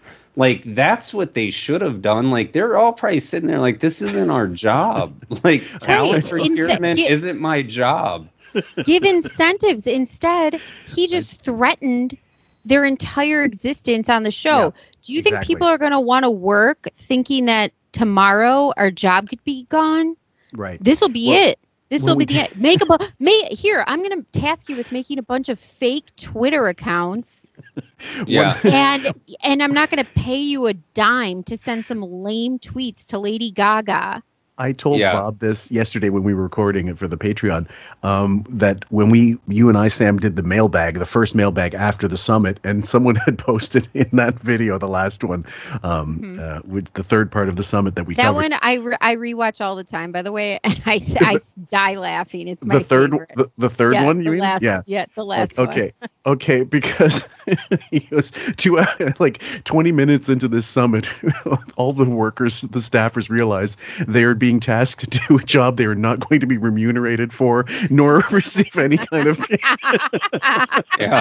All of a sudden, we're going to be Twitter spammers. Yeah, he just turned his whole staff into like Korean hackers, basically, like Korean bots. Welcome to the sweatshop, the serious sweatshop. Welcome to Russia. Yeah, here we go, guys. Thing. For the roasting, they said make up a payment. The roast was 100 years ago. The other thing is 100. But we have done that. Now, mind you, okay, they stopped doing roasts because they did so many in a row, and then they stopped because they were bombing. I mean, the only good one, to my memory, was the Artie roast. And some of the other ones were okay, but the Daniel Carver was the fucking nail in the coffin. Yep. Well, they also had to stop doing the roast because they had started getting less honest with the show. Oh, yeah. So you can't make fun of actual things that are happening with the show or the people anymore. The reality of the show started slowly slipping. Oh yeah, don't make fun of Beth. Don't fucking knock us. DePaulo had my favorite line of the night. He just killed. What was it? He said, "Robin got a new boat. It has a stern. She doesn't have to pretend it's funny." I always love Sal's appear whenever he would do one. He had some fucking great lines, man. Oh, when he made fun of Beth. And then, you know what's so funny about that is Sal, like, they made a big deal about that on the show and then not making fun of Beth. That will live on in infamy and stern. Like there's stern amazingness on the show throughout time, which we will always credit Stern for. Like, thank you. This was so funny. Right. That will be one of those things. Oh, yeah. That goes up there with, Amy Heckerling's nanny going after Gilbert and Gilbert fucking not mocking her on the air. Oh, my God. Dracula and the Holocaust. Oh, my God. That was the best. Oh, my God. Anyway, let's continue. If you wanted to put it in financial terms, we probably paid you 20 times over. We've done 3 roasts, and we've given you these plugs for almost since the day we got here. Because we like you. Had nothing to do with your roasts. I could put together a roast. But you never did. That's the point. Yeah. That's another one of those salient points. I could put together a roast, but you tasked this fucking guy to do it. Now you're shitting on. You're saying, well, that was 100 years ago. No, it was like 2 years ago. And Howard, again, saying, I like you or I approve of you. Somehow his approval or him liking someone negates the fact he has to pay them. See, I like you. So I don't have to pay you. I gave you my approval of social approval. See? So we're good, right? I said I liked you. Yeah. Who cares? I don't Bob? care if you like me. Pay me.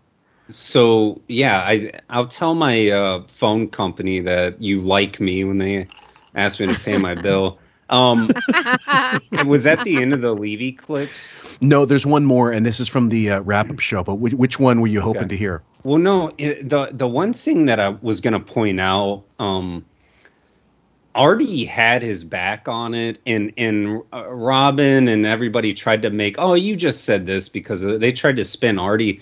Artie's like, no, I think the guy has a legitimate, he goes, I think he's got a legitimate beef.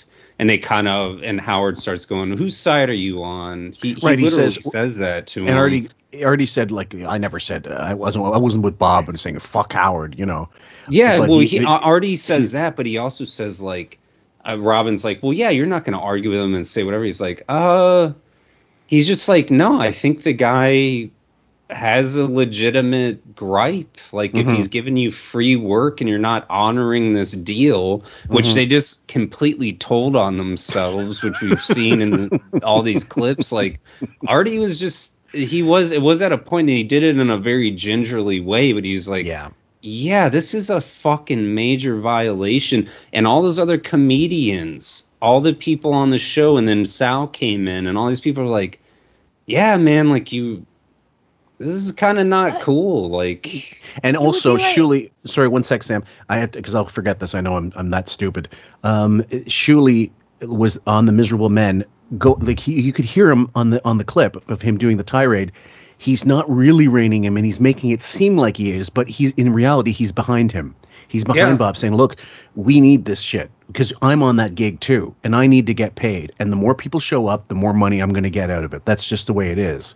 And with the block party stuff later on, I mean, Shuli's hand is in all of that as well. So Bob's the one that's got to take the fucking hit, and he's willing to because he's not hired by the show. He's not actually getting paid. So what does he lose? And he's the one that actually has some balls and will say it. Please. That's right. He's the only brave one, unfortunately. Everyone else is a pussy. I mean, imagine if you guys went into, you guys attended a local bar every week or every few days, and you both said, put it on my tab, but you just never paid. You just never paid. You just put it on my tab, never paid. And then you said, but I like you. Who cares? We're friends. I let you pour me those drinks. I let you pour me those drinks. I mean, that was fun for you. I'm so great. I'm so gracious. I let you walk in and sit.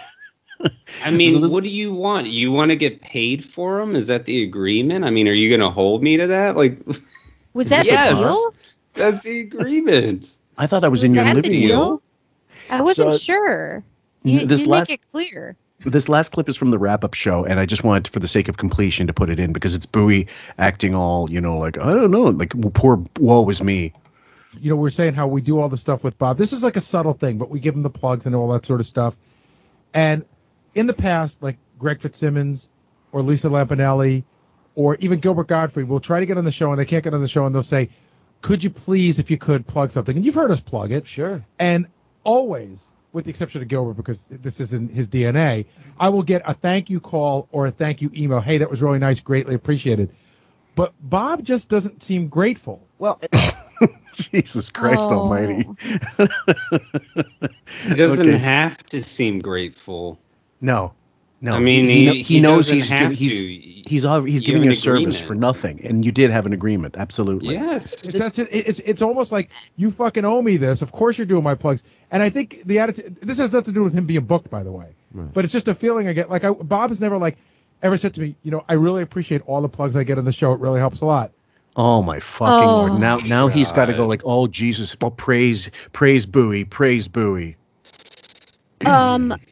Well, this goes into the fact, the summit, remember they said we need to start sending guests, thank you for being on the show, gift baskets and like a frame picture like they did with Jimmy Kimmel and like, let's take a picture and send it to them. They didn't do that either for the Stern show.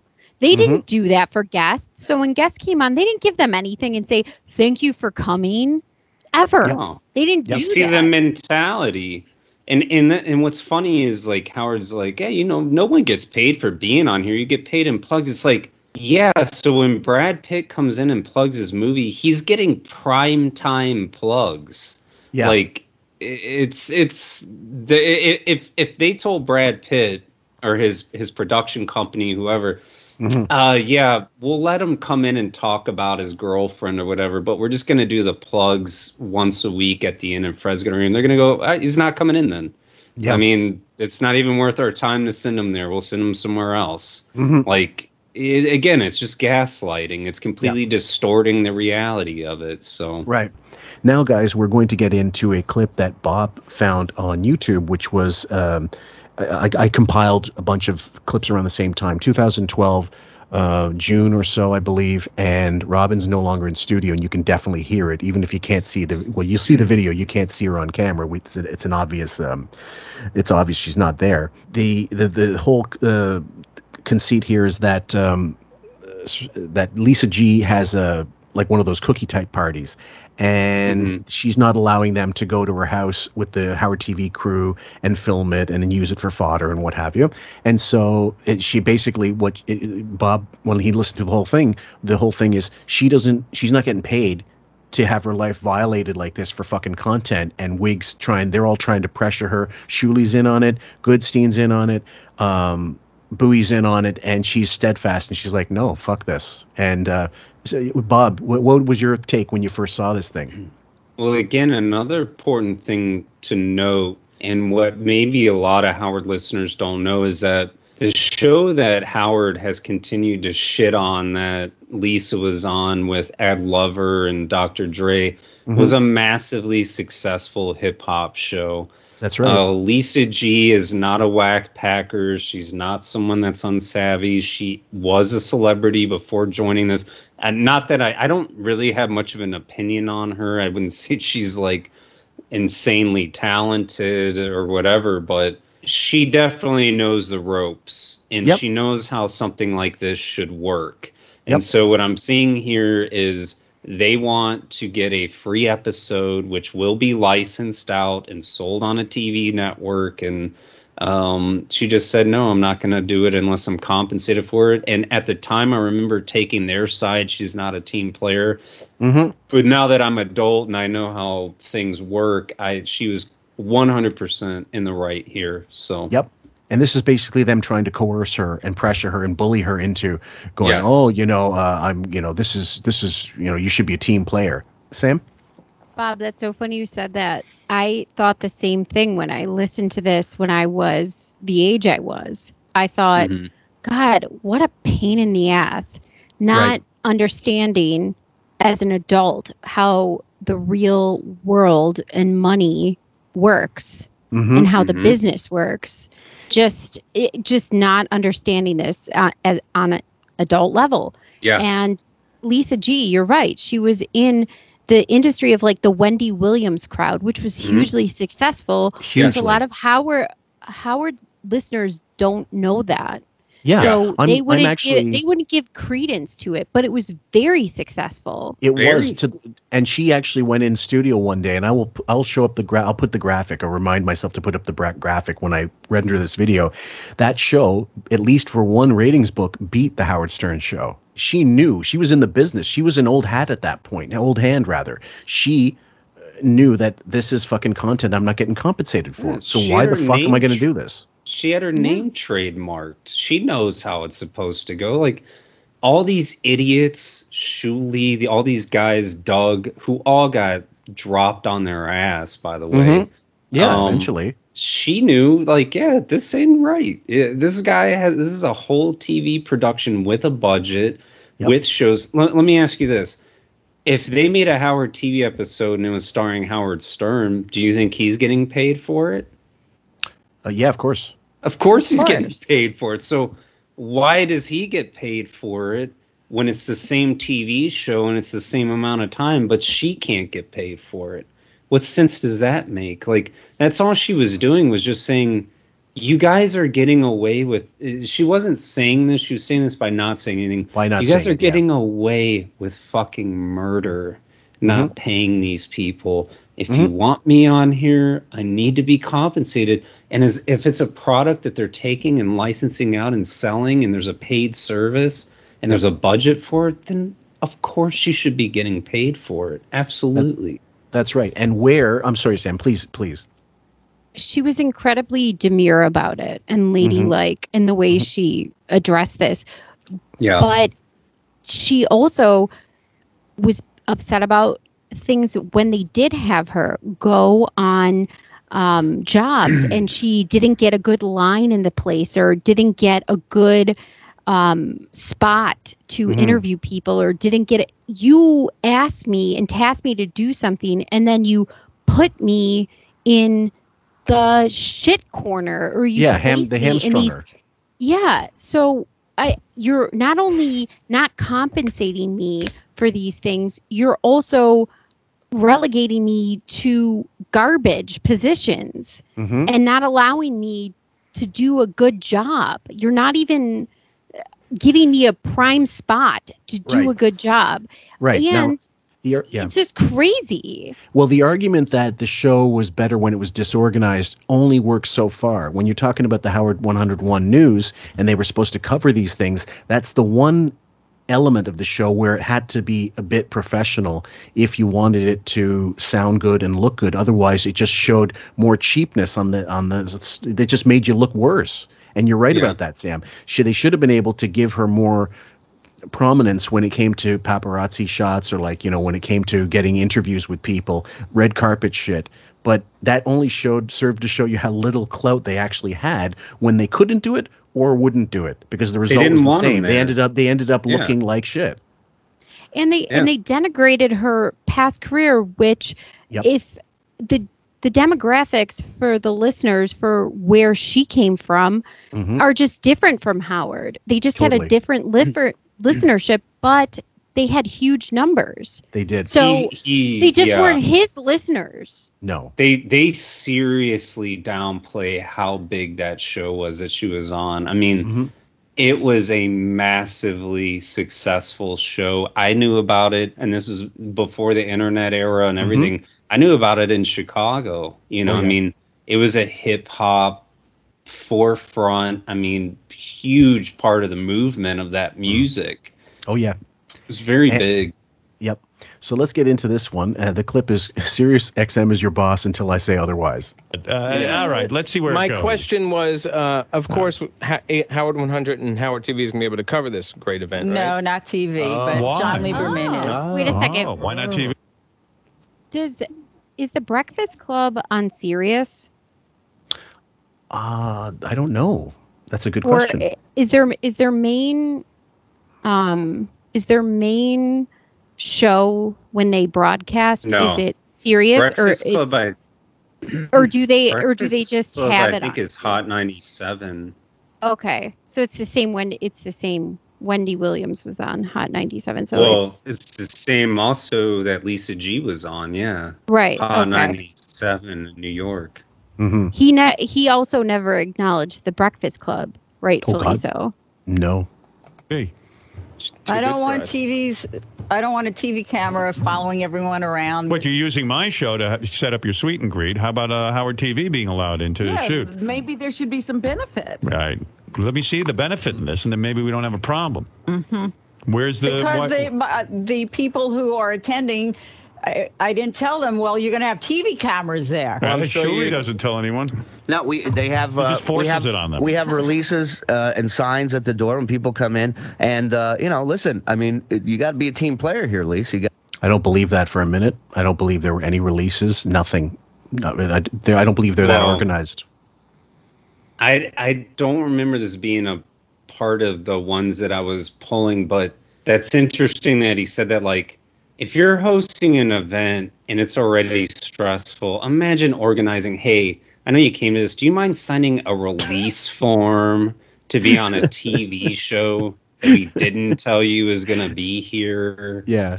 And they're going to follow you around and maybe not get flattering shots of you eating cupcakes. And, oh, yeah, it's going on Howard Stern. They might call you a fat fuck. And, yeah, is that cool? Will you sign this release form? You might lose your job. Yeah, you might lose your job. Everyone's going to see you here. They're probably going to make fun of everyone here. Yeah, will you sign And by the way, This is why we'll never have Shuli on, this fucking worm. He, just like Hurricane Sandy, look at him coming up. Oh, see, because you're not being a team player.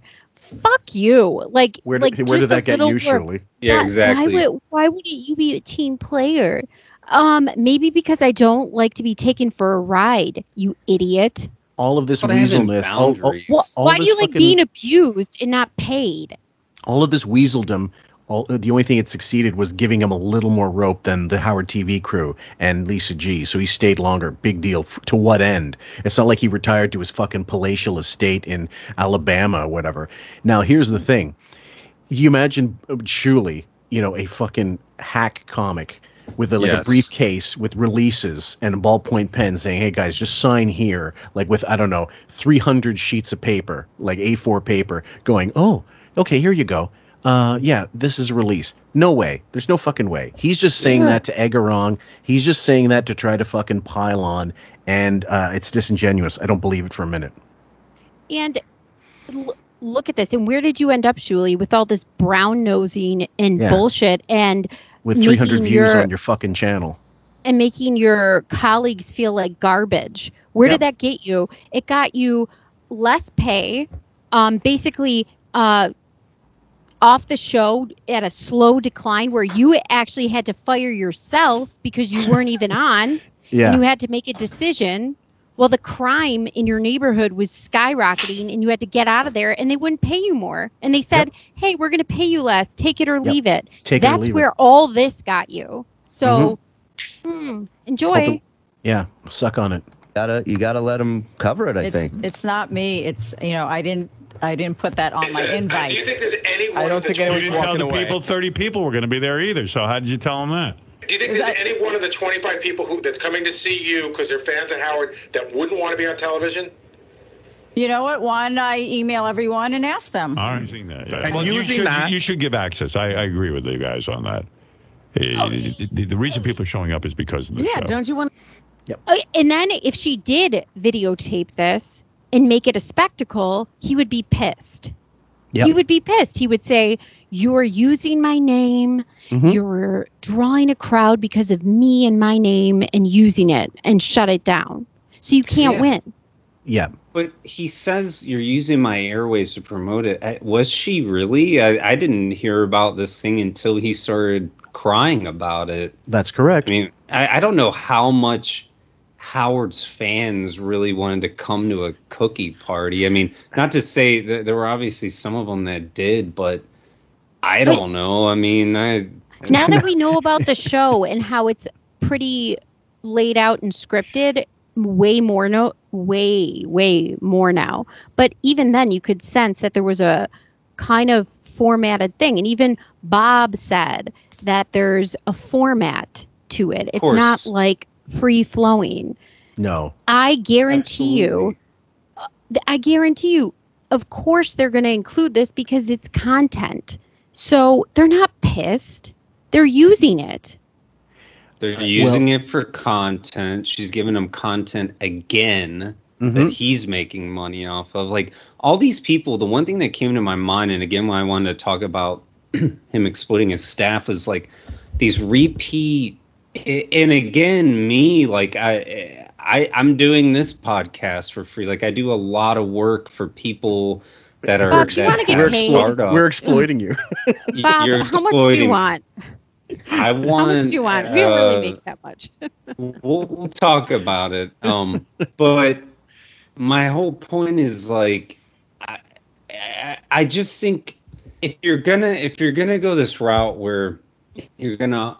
I think Howard needed to set a precedent that nobody gets to do anything unless I eat off of it. This is my point. And like, there's something where you're helping people out. So that was my whole point, where it's like, I have friends that have startup businesses that I help them with. Like, Howard isn't at that point. Like, that's what people have to understand. This is an established show. This is something with a budget. This is something with a crew. This is something with someone making opulent salary from. This is not something where you pitch in and you help your friends out. Like, I have friends with startups where it's like, yeah, I'm going to pitch in and not take money and help you out. Like, or if we're starting to get this podcast going, like, I'm not going to draw up a contract. But if there's an established amount of money that's being paid out in an entire network, like, this is ridiculous to ask people to work for free. Like, this is not right. This is immoral. Mm-hmm. Well, I just have to say, I'm really gracious. And, you know, we have Bob on all the time. And I'm just kidding. Well, it's a big thrill. We give Bob plugs. We got plugs. At the end of the show, we plug Bob. I'm teasing. You plug me every day. I'm totally teasing. You're right though, and you're saying yes, it's an established show, but to even go further, they were embarking on a new platform. They were going to Sirius, so he's an established show making a shit ton of more money and needs new content to fill these time slots and to produce something different. So not only he needs these people more than they need him. Exactly. Period. He was unwilling to fund more. Like, he wanted to find out the cheapest way they could manage this with shitty equipment, whatever. He didn't want to upgrade them after a certain point, and there was no money in the budget because he was going to set the budget. No, don't tell me Sirius fucking didn't allocate money. If he wanted it to look a certain way, he had the money to ensure it. You ever heard the story about Larry Hagman? You know, JR from Dallas. I Dream of Jeannie. Yeah, absolutely. Yeah. There was the I Shot JR part, and this is, I'm sorry guys, it's a digression, but if you look at the show, there's a Justin Lee Collins British host. He does this series called Bring Back Blank. So bring back the A-Team, bring back Fame, bring back Dallas, all this retro stuff. It's on YouTube, you could find it. And he goes and finds like people that were on these shows and interviews them about it, but then tries to get them to reunite for the end of the episode. And sometimes it works. And he interviewed most of Dallas, the cast. He got Patrick Duffy, he got Linda Gray, he got Larry Hagman. And Larry Hagman said he realized once he had the clout after the Who Shot JR thing and asked for more money and got it because there was a threat they were going to fire him for trying to ask for too much money. He said, once I got that and was the highest paid person in basically TV history at that point, he said, when I didn't like a director, I had the money now to make sure, and I've used it. I just take it out of my salary. We need another director. This guy, that's how much he wants. Get him for it. Just don't tell my wife. He said, take it out of my salary. And then he said, I did it. Many times I did it. So he wasn't afraid to put his money towards the quality. Wig was never willing to put the money into the people. Exactly. He didn't see the long-term gain because he's all about that short-term, give me the 5-year deal and I want the money up front. Because he's afraid that there's not going to be a return because he doesn't have confidence in his own stuff. Sam. He doesn't want to invest in people. Initially, it started off being that creative force. All those shows that started, the Tim Sabian era, in the beginning, it could have steamrolled into something amazing. It could have been more succinct. It had great potential. A lot of those shows, Back Office Radio, Miserable Men, Riley Martin, Jay Thomas. And you could have added Greg Fitzsimmons, whatever, Andy Dick. I don't care. Like, whoever spawned from the Stern zeitgeist would have made it incredible and just keep building on that. Just like they do with like just like, for example, like the Bravo Housewives. Andy Cohen started one season of the OC that turned into multiple cities. Watch What Happens Live, and now it's the entire fucking network. Yeah, he could have been Spotify. Yes. Any good business person will tell you to invest in your future, you know? I mean, anyone that sees a value has to invest in it. And even you guys have invested, and Fillmore has invested in what we're doing here. I mean, and we don't have a budget of, I mean, Howard, what he was collecting, he absolutely could have made a separate corporation and paid out people. There's no doubt. And he wouldn't even have to have paid that much just to invest in the long-term thing. No, you know, or like just have the vision to see what's working and keep going with it. Just keep doing it. Keep moving forward. Right. Instead, he took it apart. He blew it up. Right. Deborah mentioned it even on one of the Patreon episodes. If he wanted Stuttering John, he didn't have to give him $500,000 a year or 250. He just needed to give him an extra 10, 15, just to get him over a certain line, and he would have been happy. It would have been a moot point. He wouldn't have even been looking for more work. He would have been like, "Wow, this is great. This is an extra $1,200 a month. I could really use it." But no, he always thought, every fucking marble out of my pocket is a marble. Whether it's a nickel, whether it's a buck, 1,000, doesn't matter. It's all $1 million to me. And that's a pathology. You had to keep people starving, because when people are starving, they're dependent. Yes. And it's just like I was saying with incentivizing in his summit or seminar, whatever we want to call it. Yeah. I mean, could you imagine if he just paid someone $5,000 if they landed an A+ celebrity, if his show really was, you know, skittering out like he was saying, which probably was, honestly. Yeah. And in like a $5,000 investment for what he was making to land a great interview. Yeah. Like if he would have actually interviewed Rush Limbaugh, which everyone would have tuned in to see. Shuli would have crawled through. Shuli would have crawled through a sewer grate like Andy in Shawshank Redemption towards like Brad Pitt's mansion, trying to get an interview with him for that $5,000. Yeah, that's how much it would have meant to him. But that's why you invest in people and you take care of people, because when you need to call on them and they need their help, they're gonna look back and remember all those times that they didn't get a raise and they didn't get a Christmas gift, and you berated them over plugs and you did everything to fight them. They're going to remember that. They're not going to have your back. And from what I gathered, no one really took any meaningful steps to acquire these guests after you did this seminar, and I don't blame them at all. They weren't incentivized. They hadn't been taken care of. They were berated. Got a gold star. They gave a billionaire free airtime. I mean, like, I wouldn't have their back at all. Sam? Here's how they were incentivized. Yeah. He complimented like Jason for wearing a blazer or something.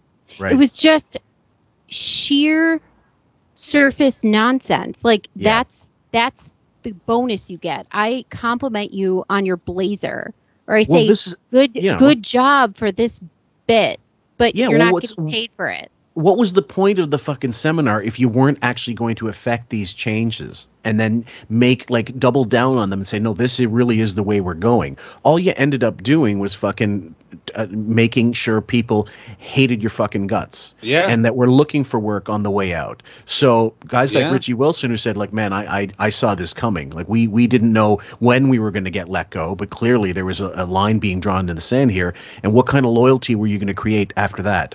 Sam? And they wanted to go in the direction of interview celebrity. Yeah. But during the show, he had certain celebrities on that he wanted to interview for certain reasons, whether they were in the press for some sort of scandal or whether he was just interested in them. And that made the interview interesting, or whether the person who was being interviewed liked the show and was a fan. So it was kind of symbiotic relationship. It was fun. It was more natural. Now you just give a bunch of invites to a bunch of celebrities that have nothing to do with each other. No. Who cares? Like, why would anyone who listens to the show regularly give a shit about all these people all of a sudden? We don't. No, they don't.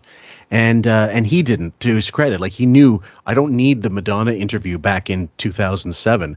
I want, so Madonna's brother was way more interesting than Madonna would have been, just talking about certain things that you wouldn't hear from people. Like, I'm trying to think, getting Frank Stallone instead of Sly Stallone, who wasn't going to give you a shit, but Frank might.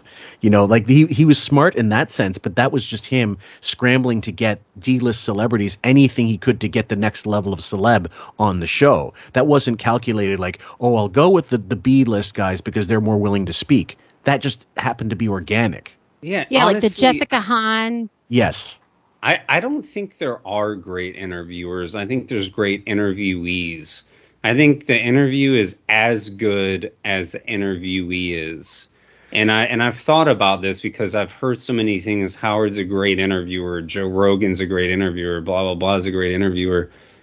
They're really not that great of interviewers. The interview is as good as the interviewee actually is, in my opinion. Like, I guess a great interviewer will tease something out of them, and that's what makes them good. But to me, it really is about the actual person that you're interviewing. I mean, in a lot of cases, a lot of good interviews are just because the person they're interviewing wants to go off the fucking rails, right? And say a bunch of shit. Like I don't think it's true.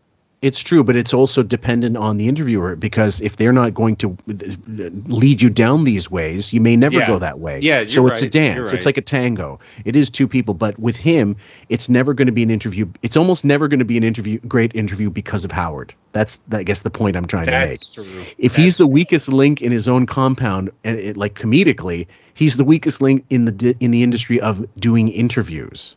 I just think there's like a paradigm where it's like a 50-50. Sure. And really, I believe it's almost like a 25-75. Like, yeah. I really think the interviewee is really what makes the interview. And yeah, there's definitely, I mean, Howard has stepped on more answers and just been terrible. And like, just softballs. You're like, how did you not ask that? Oh, because you didn't know, because you're a fucking idiot. Yeah. I think a good interview, like when we come up with questions, it's important to, it's almost like a map. You want to have questions that lead them to solid points that direct them in places that you want to go. You don't want to lead them somewhere that nobody cares about and doesn't want to hear about. Right. Or if it goes somewhere, you want to lead them somewhere else. So it's important to steer that ship in some sort of way. So I think it's important to be a good interviewer, but you're right. It's a conversation. You have to have somebody that's willing to participate. Yep. Let's continue. See it on the website and. Right. If Howard TV paid you, would you let him come cover it? Of course. I work for Sirius XM Radio. No, you work. Let me tell you something. I go out of God, business. that sweater is awful. There ain't no more sweet and greets. There's nothing. That's right. Like I work for the Howard Stern radio show. Trust me. Keep the whole thing going. Give access. Be smart about it. This is what I'm saying. Don't you want to build this into something? That's just strictly coercion. That's all that is. Yeah, is. And yeah, go ahead, Sam. I hate how Robin parrots and feigns ignorance or acts assertive just based on what Howard is doing. Yeah. Like she just parrots whatever. When he plays stupid, she's stupid. That's her job. With the Bob Levy thing, now with this. He tells a joke, she laughs. He goes after, she joins the fray. He retreats, she retreats. It's the same. It's like well, when we say lapdog, we're not joking. God. Like, yeah, it's frightening. He should have a purse and carry her in it. Well, she's what's the name of the parrot in Aladdin that Gilbert did? Iago or something? Iago. Yeah, she's Iago. She should be on a perch next to Howard. Lisa G really is wearing like a fucking Freddy Krueger thing. It's awful. Who dressed her? Look at these fucking losers. She does not have double D's. That is not a double D chest. I'm sorry. Okay, guys, we're on Tit Talk with a QF. I have to say. Jesus Christ. I don't believe it. I think I don't believe it either. If those are double D's, then man, I just don't know what the letters are anymore. I don't know the alphabet. Cameras there. That gets exciting for them. Yeah. Okay. You need things to happen at that thing. Okay. I'll email everybody. You'll get to see Jason. Yeah. Think about it. Seriously. I mean, it's getting closer to the show. Only one cupcake. Oh, you're hilarious, Lisa. Well, she's right. I mean, you can't eat up all the cupcakes. I mean, she's got a point. Listen. All right. Listen, I work for cupcakes. I spent an hour on this. And now crazy. we still haven't gotten to all that tape. No, and I got a whole bunch of things going on. What is it, Shrew? Okay, now Go ahead. Lisa G's like an old head with a body that's going through puberty. Double D's my ass. I like how Jason was praised for his fashion sense. Yeah. I mean, what the fuck is he wearing, right? He looks like he should be robbing someone. Like, oh my god. And Shuli looks like he's there installing cable. But I mean, he's never been a fashion plate. No one's going to see him at the Nicole Miller show. They look like losers. Yeah, I mean, both of them. Yeah. I always said if you could picture what a joint would look like in human form, it would be Shuli. But they look like losers, but they must mentally be losers because they all allow themselves to be taken advantage of for years. Yeah, they are. Yeah. The only thing Shuli's missing right now is a big bucket, like a bucket of KFC, like under one arm, and a big 2-liter Coke under the other, and then a couple like delivering spliffs. it to Jason. Exactly, yeah, and Jason with like grease doorknob, grease on the doorknob and shit. How can anybody call out Howard for that hair? Like nobody's gonna say. Who are you fooling? Look at that hairpiece. Think about now and look at that and tell me that he has real hair. My favorite look was the 2006 wig with the one with the tendrils are perfectly proportioned on either side like a fountain like the what was it, where is it in Vegas, the water show, the Mirage? Yes. The light show. It's perfectly proportioned to cover every aspect of his peripheral vision, which it probably doesn't exist anyway. Jason, who he complimented, looks like he's wearing a fucking trash bag right now. That split on him. He's wearing a Glad bag. Jason has the physique of cheesecake. Yeah. Jesus. Mozzarella ball. Yeah. Dough ball. Remember the dough balls at the center of the pizza they used to make, the old timey place, just to keep the keep the lid from touching the center. His shitty goatee. This was your staple in the seminar for fashion. Guy looks like he should be taking your shoe size for bowling shoes. But go ahead. Here's your size 10 fungus holders, guys. Really? Handing out roller skates. By the way, those curls, that hairpiece you're talking about, it was the prom curls. Remember back, like Bob and I are that age. Remember every girl had those 2 tendrils that would go in front of your hair in the updo. That was Howard's hair. He wanted to be a girl. They doubled as weapons. Like if you really broke one off, you could whip somebody with them. Real hairspray. Stuff from some shows. We talked about it on here. The promotion is what got us over the hump. Well, that is true. That is true. The TV clips are what got me interested in it. It's my understanding that Lisa actually doesn't participate in any behind-the-scenes shows or anything with Howard TV. Really? Mm-hmm. Why is that? Because she wants to be paid. No. Wow. Why? Do you get paid when you go on these TV appearances you do? No. No. What's going on here? What's going on with you? I want to get paid. Oh, wait, what's going on? Everybody does everything for free around here, and they're starving, and they can't pay their rent. What do you want? Yeah, all these people doing shows on the weekends when they should be resting and spending time with their family. Like, I mean, God forbid I want to be fucking paid to be on a show that you're gonna sell. Yeah, I mean. This is insanity to me. Yeah. I can't believe this went on. Well, let's try to get through it. Go ahead, Sam. What's going on? You got to get up at 4 a.m, 4 or 5 days a week, and you want to get paid for extra? Oh, you're not here out of the goodness of your heart. What kind of assholes are they? I'm gracious. For Sirius XM Radio. So what? You work for Howard. You're part of the Howard Stern show. Right, I know that. Howard Stern show doesn't make any, it's the Howard Stern show. And be smart about it, too. The reason I pay attention to their block party is because I see clips. Doug sends them to me. And then I go, boy, this is ridiculous what Ronnie just did. The block party, like Shuli said, the block party was literally on its last leg until... That's not her fucking problem that it was almost on its last leg. It has nothing to do with her. No. Go ahead. Yep. Philadelphia. It was dead. She's right. No, that's right. They are two separate things. That's a separate event, just like Bob Levy's Killers of Comedy or whatever they do as a Spawn thing on the side. That's not saying you film me and I'm taking your film crew to do what I do for free shit. And you're going to film me doing shit on the side for free. That's completely different. And you're going to use it and you're not going to pay me.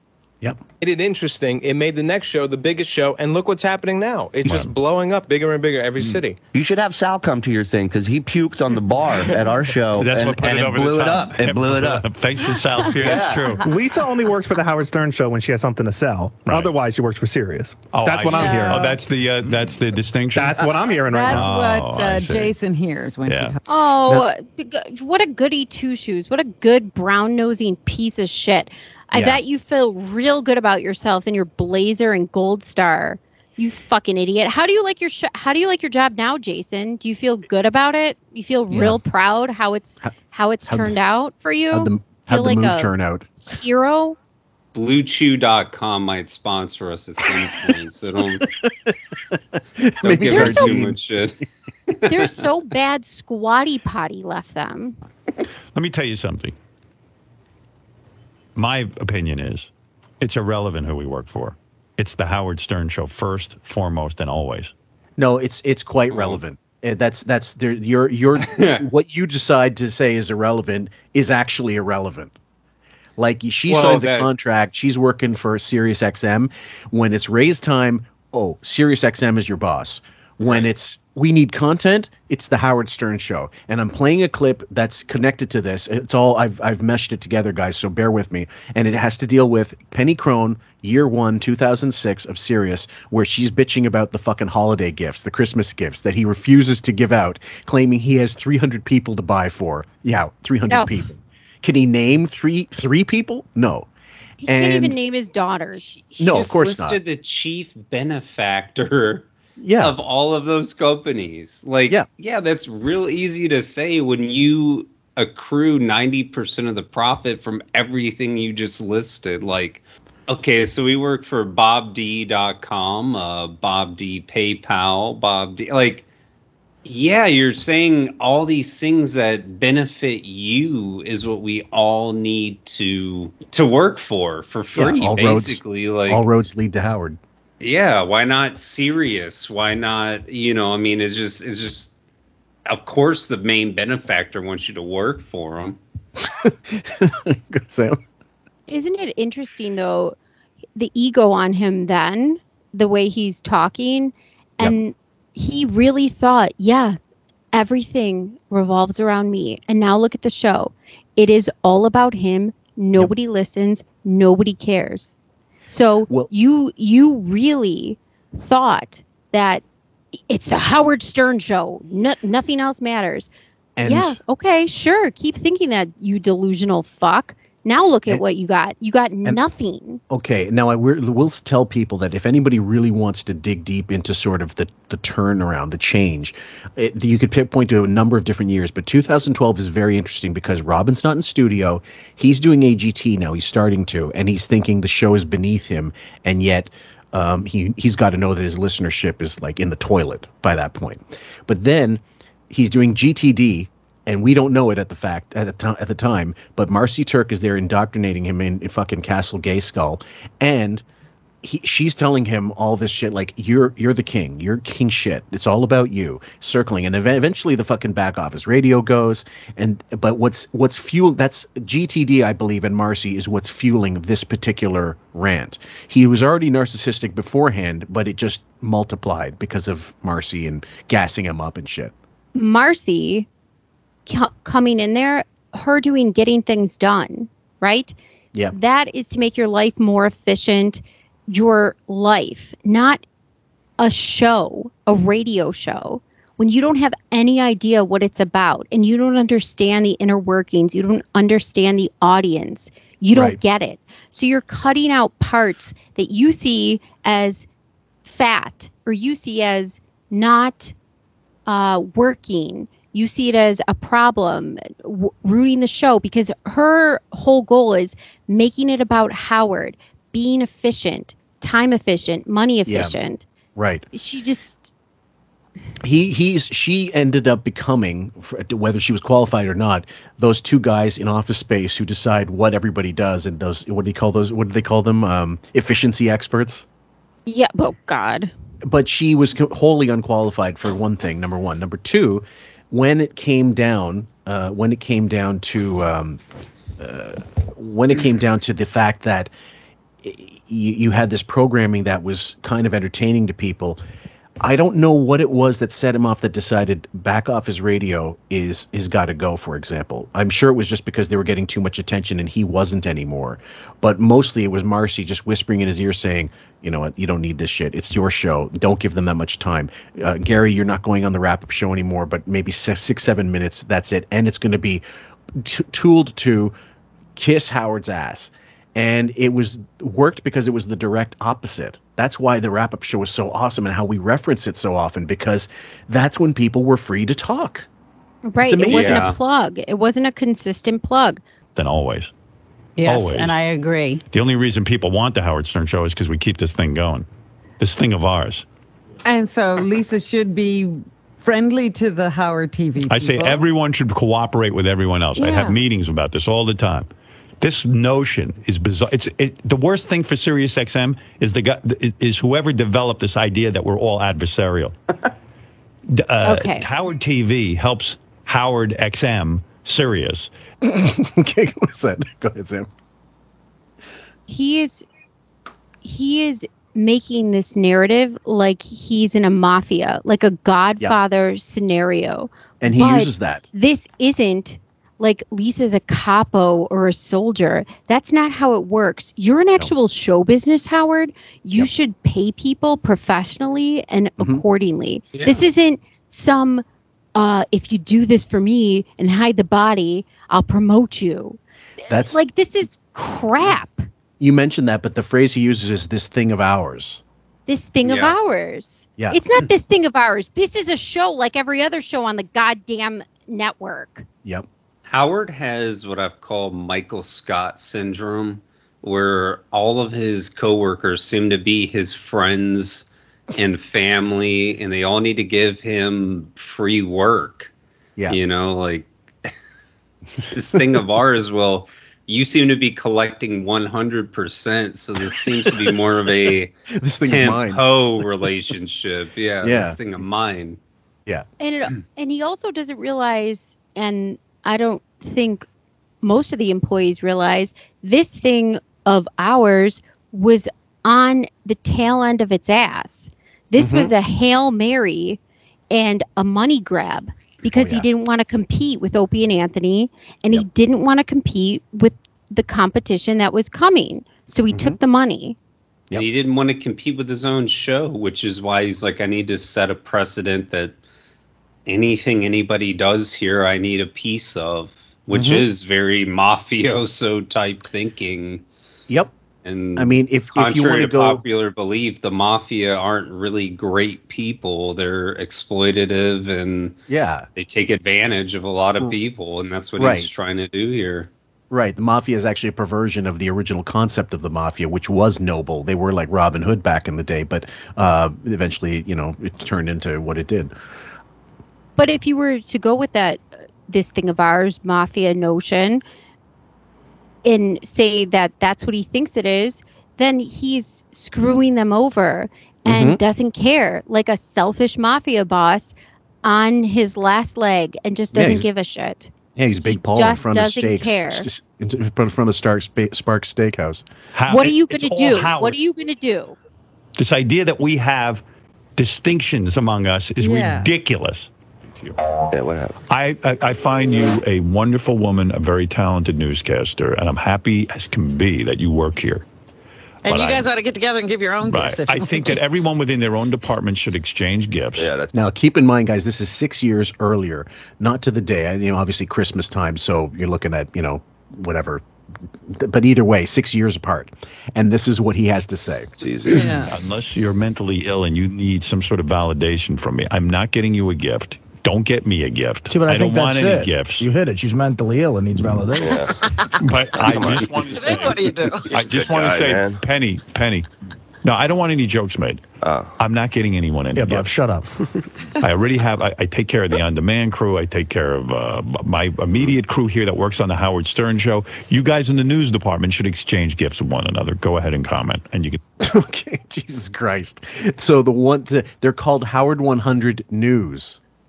Do you think they had to sign? Well, because they started with him, and obviously they had some sort of experience in order to get this job in broadcasting. Do you think that they had some sort of non-compete clause when they signed this, that they wouldn't go and get better jobs? Because it just, to me, seems like, why would you stay there?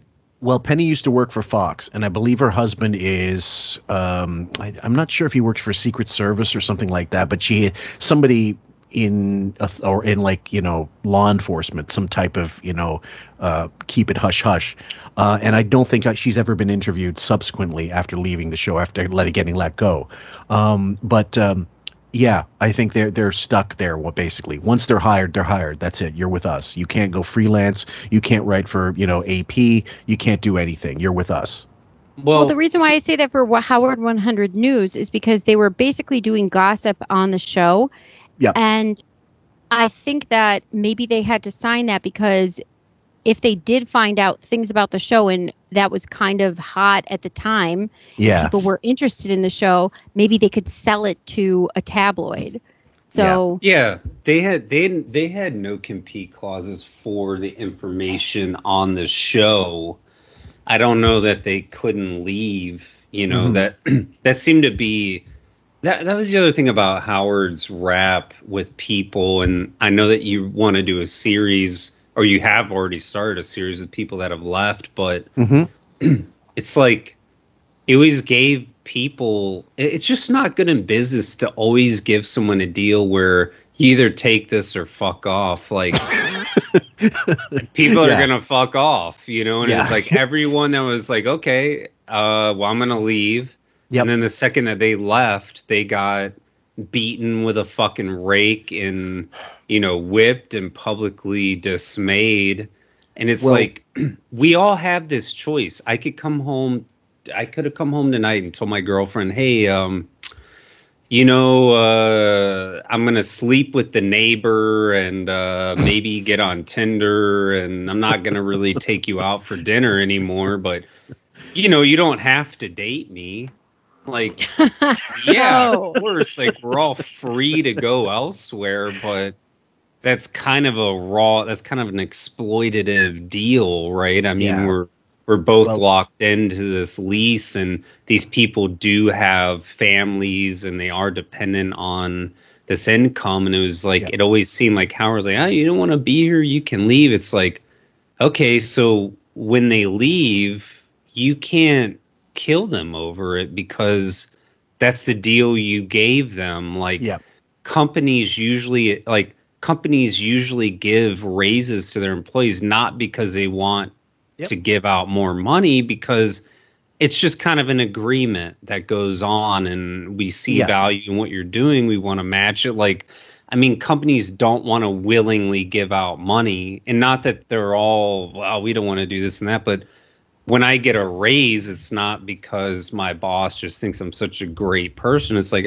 we see a value in what you're doing, and this is kind of a way that it's just a gesture. And Howard seems to always give the bottom barrel gesture to everybody all the time, and you really can't blame people for leaving. You know?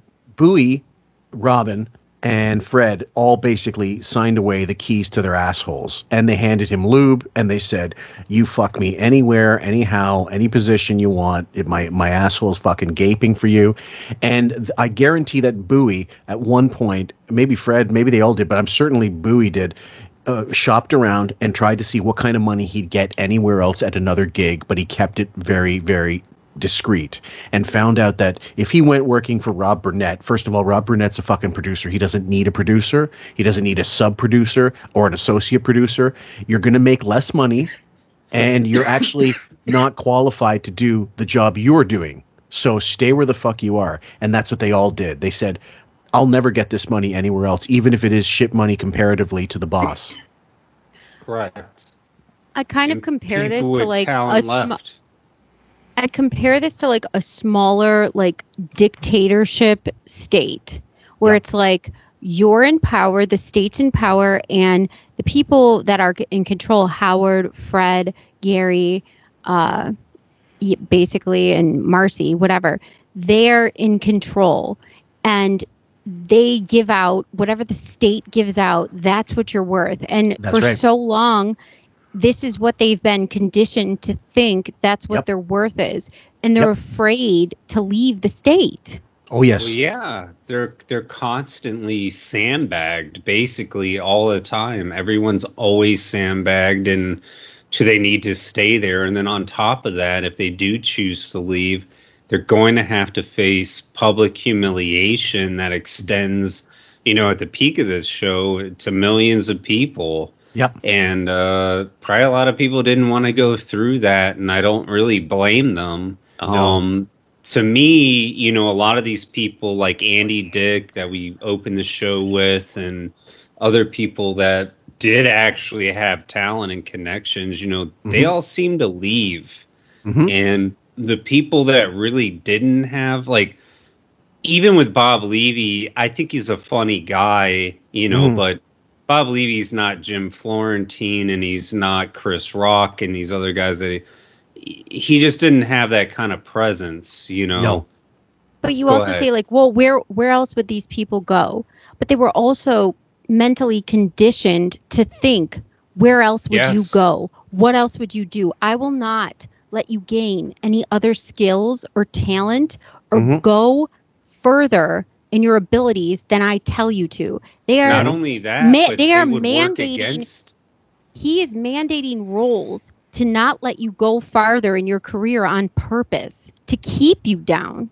And not only that, he'll work against you, and he'll pull favors to make sure that you don't get those jobs. Yeah, I mean, that's a scary thing. Like, if you say, okay, I'm going to branch out and do whatever, and they all know about Howard. Everyone knows about Howard. Like, he'll shut you down behind the scenes. Like, what are they going to do if Sal wants to leave? The first thing that's going to happen is all his connections to the Howard Stern show and all those people that gave him those shows, he knows immediately those are all done. Shuley, Bob, everybody, that's all done. And then on top of that, if he wants to get picked up elsewhere, unless it's by someone who's more powerful, like what happened with Stuttering John, they're going to get shut down. Like, I mean, you're talking about a guy who's going to be invested in shutting down your career. Like, that's a big thing. That's not to be discounted. Like, that's a scary thing, Well, that may be the case. Who knows? I mean, and we know that during his heyday, he definitely kept jobs from people. But in actual the concept anyway, if someone did want these people, they want to give them a certain value. Like, okay, we talked, me and you, Bob, talked about James Gunn put Richard Christie as in a cameo in Guardians of the Galaxy 2, and then Howard shit all over it. Like, what the fuck is that? This is a film that made like, I don't know, 17 times the fucking profit of Private Parts.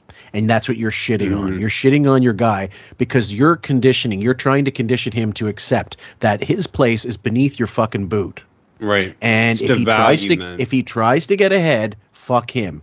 The problem is when you get people that know their worth, as Sam said in previous podcasts, when you get people that have the confidence to not have to fucking settle for the wrap-up show anymore and to say, like, no, I don't need to go on. And guys like Patrice who said, fuck it, I'm going with O&A. They're my guys. They value me. He never went back to the fucking show. Bowie tried to take ownership after he died. He said, oh, we love Patrice. You had him on twice. Talk shit about him. He never came back. That's how well he thought of you. That's what he thought of you and your fucking organization.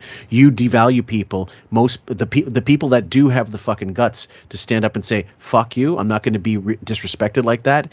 Those people end up, they often have the not just the balls, but they have the talent to back up that desire to be treated with respect. And they'll succeed. They'll succeed in spite of you and your fucking barrel of crabs pulling other crabs down. And that's part of narcissistic personality disorder too, when you hear about all these people not making money, and it parallels how a lot of their relationships are, where they keep people dependent on their money, and they just keep you on a slippery slope. You know, like you hear about all these people needing to do other shows because it keeps them dependent on you. They don't have enough money to go ahead and set something else up. They're always going to be dependent on you. It's just fascinating how even on his scale they employ the exact same tools they do on a much more microscopic scale. Yep. Say whatever you want. I'm going to let everyone in on a secret. Get out your news pad, Penny. I'm going to let Lisa G and you in on a secret. I don't really hire any of you. They use my name on these channels, Howard Stern channels. Sirius is your employer. If Sirius wants to give you a Christmas gift, that's great. I work for Sirius as you work for Sirius. I came up with the idea for a news department, but they're the ones who pay for it and okay it. They're the ones who pay Bubba. They pay Pharrell. Jesus Christ almighty. I mean, complete contrast to what we played earlier, where she said, I work for Sirius. Yep, absolutely. Yep. What difference does it make? It was your idea. You asked these people to come along on this idea. You make $500 million. Get this person a fucking stocking of shit. Put some candy in it. Who cares? And that's all Lisa G. That was what Lisa G says.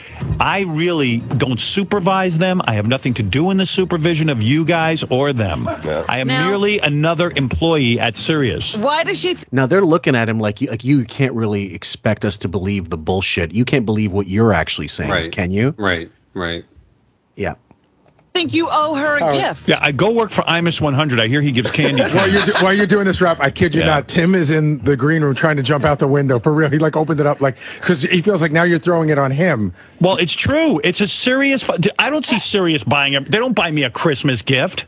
And they don't buy anyone here a Christmas gift. So go ahead. We cover you 24 hours a day. Let's do away with the news. Let me ask you a question, Lisa. Now listen to him. Like he's like a kid. Fuck it. If I can't play, I'm taking my ball and I'm not just taking my ball away. I'm gonna pop it. Every time. I've brought it up since the first episode. Abandonment. Yeah, abandonment. That's the first thing they go to. Go fucking work for Imus.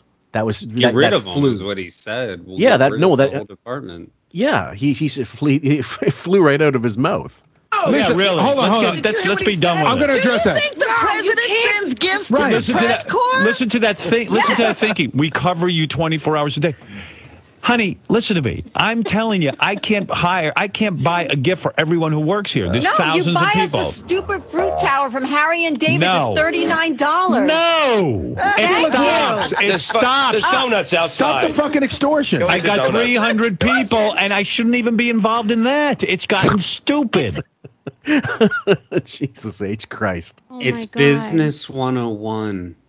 Yeah. All those little things, the bottled water, the fruit tower, all those things come back. It's all an investment. People recognize these things. Like, this is such a great exercise in why you invest in your employees. Mm-hmm. I mean, it really is. Like, all those stupid little fucking things.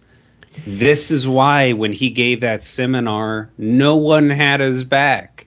You've given me bare minimum. I'm giving you bare minimum. Yep. That's the way it is. I mean, and people, those of you listening who are going to argue, because I know there's going to be some apologist assholes who go, well, they could have left, like that. That's not the point. Whether you leave or whether you decide to stay, exploiting is still exploiting. And if you're exploiting your fucking staff, it doesn't, you saying they could leave and get another job doesn't negate the truth, the truism that this guy progressively, as years went on, exploited his staff as much as he could for as long as he could for no money or very little money, and certainly none that came out of his fucking pocket.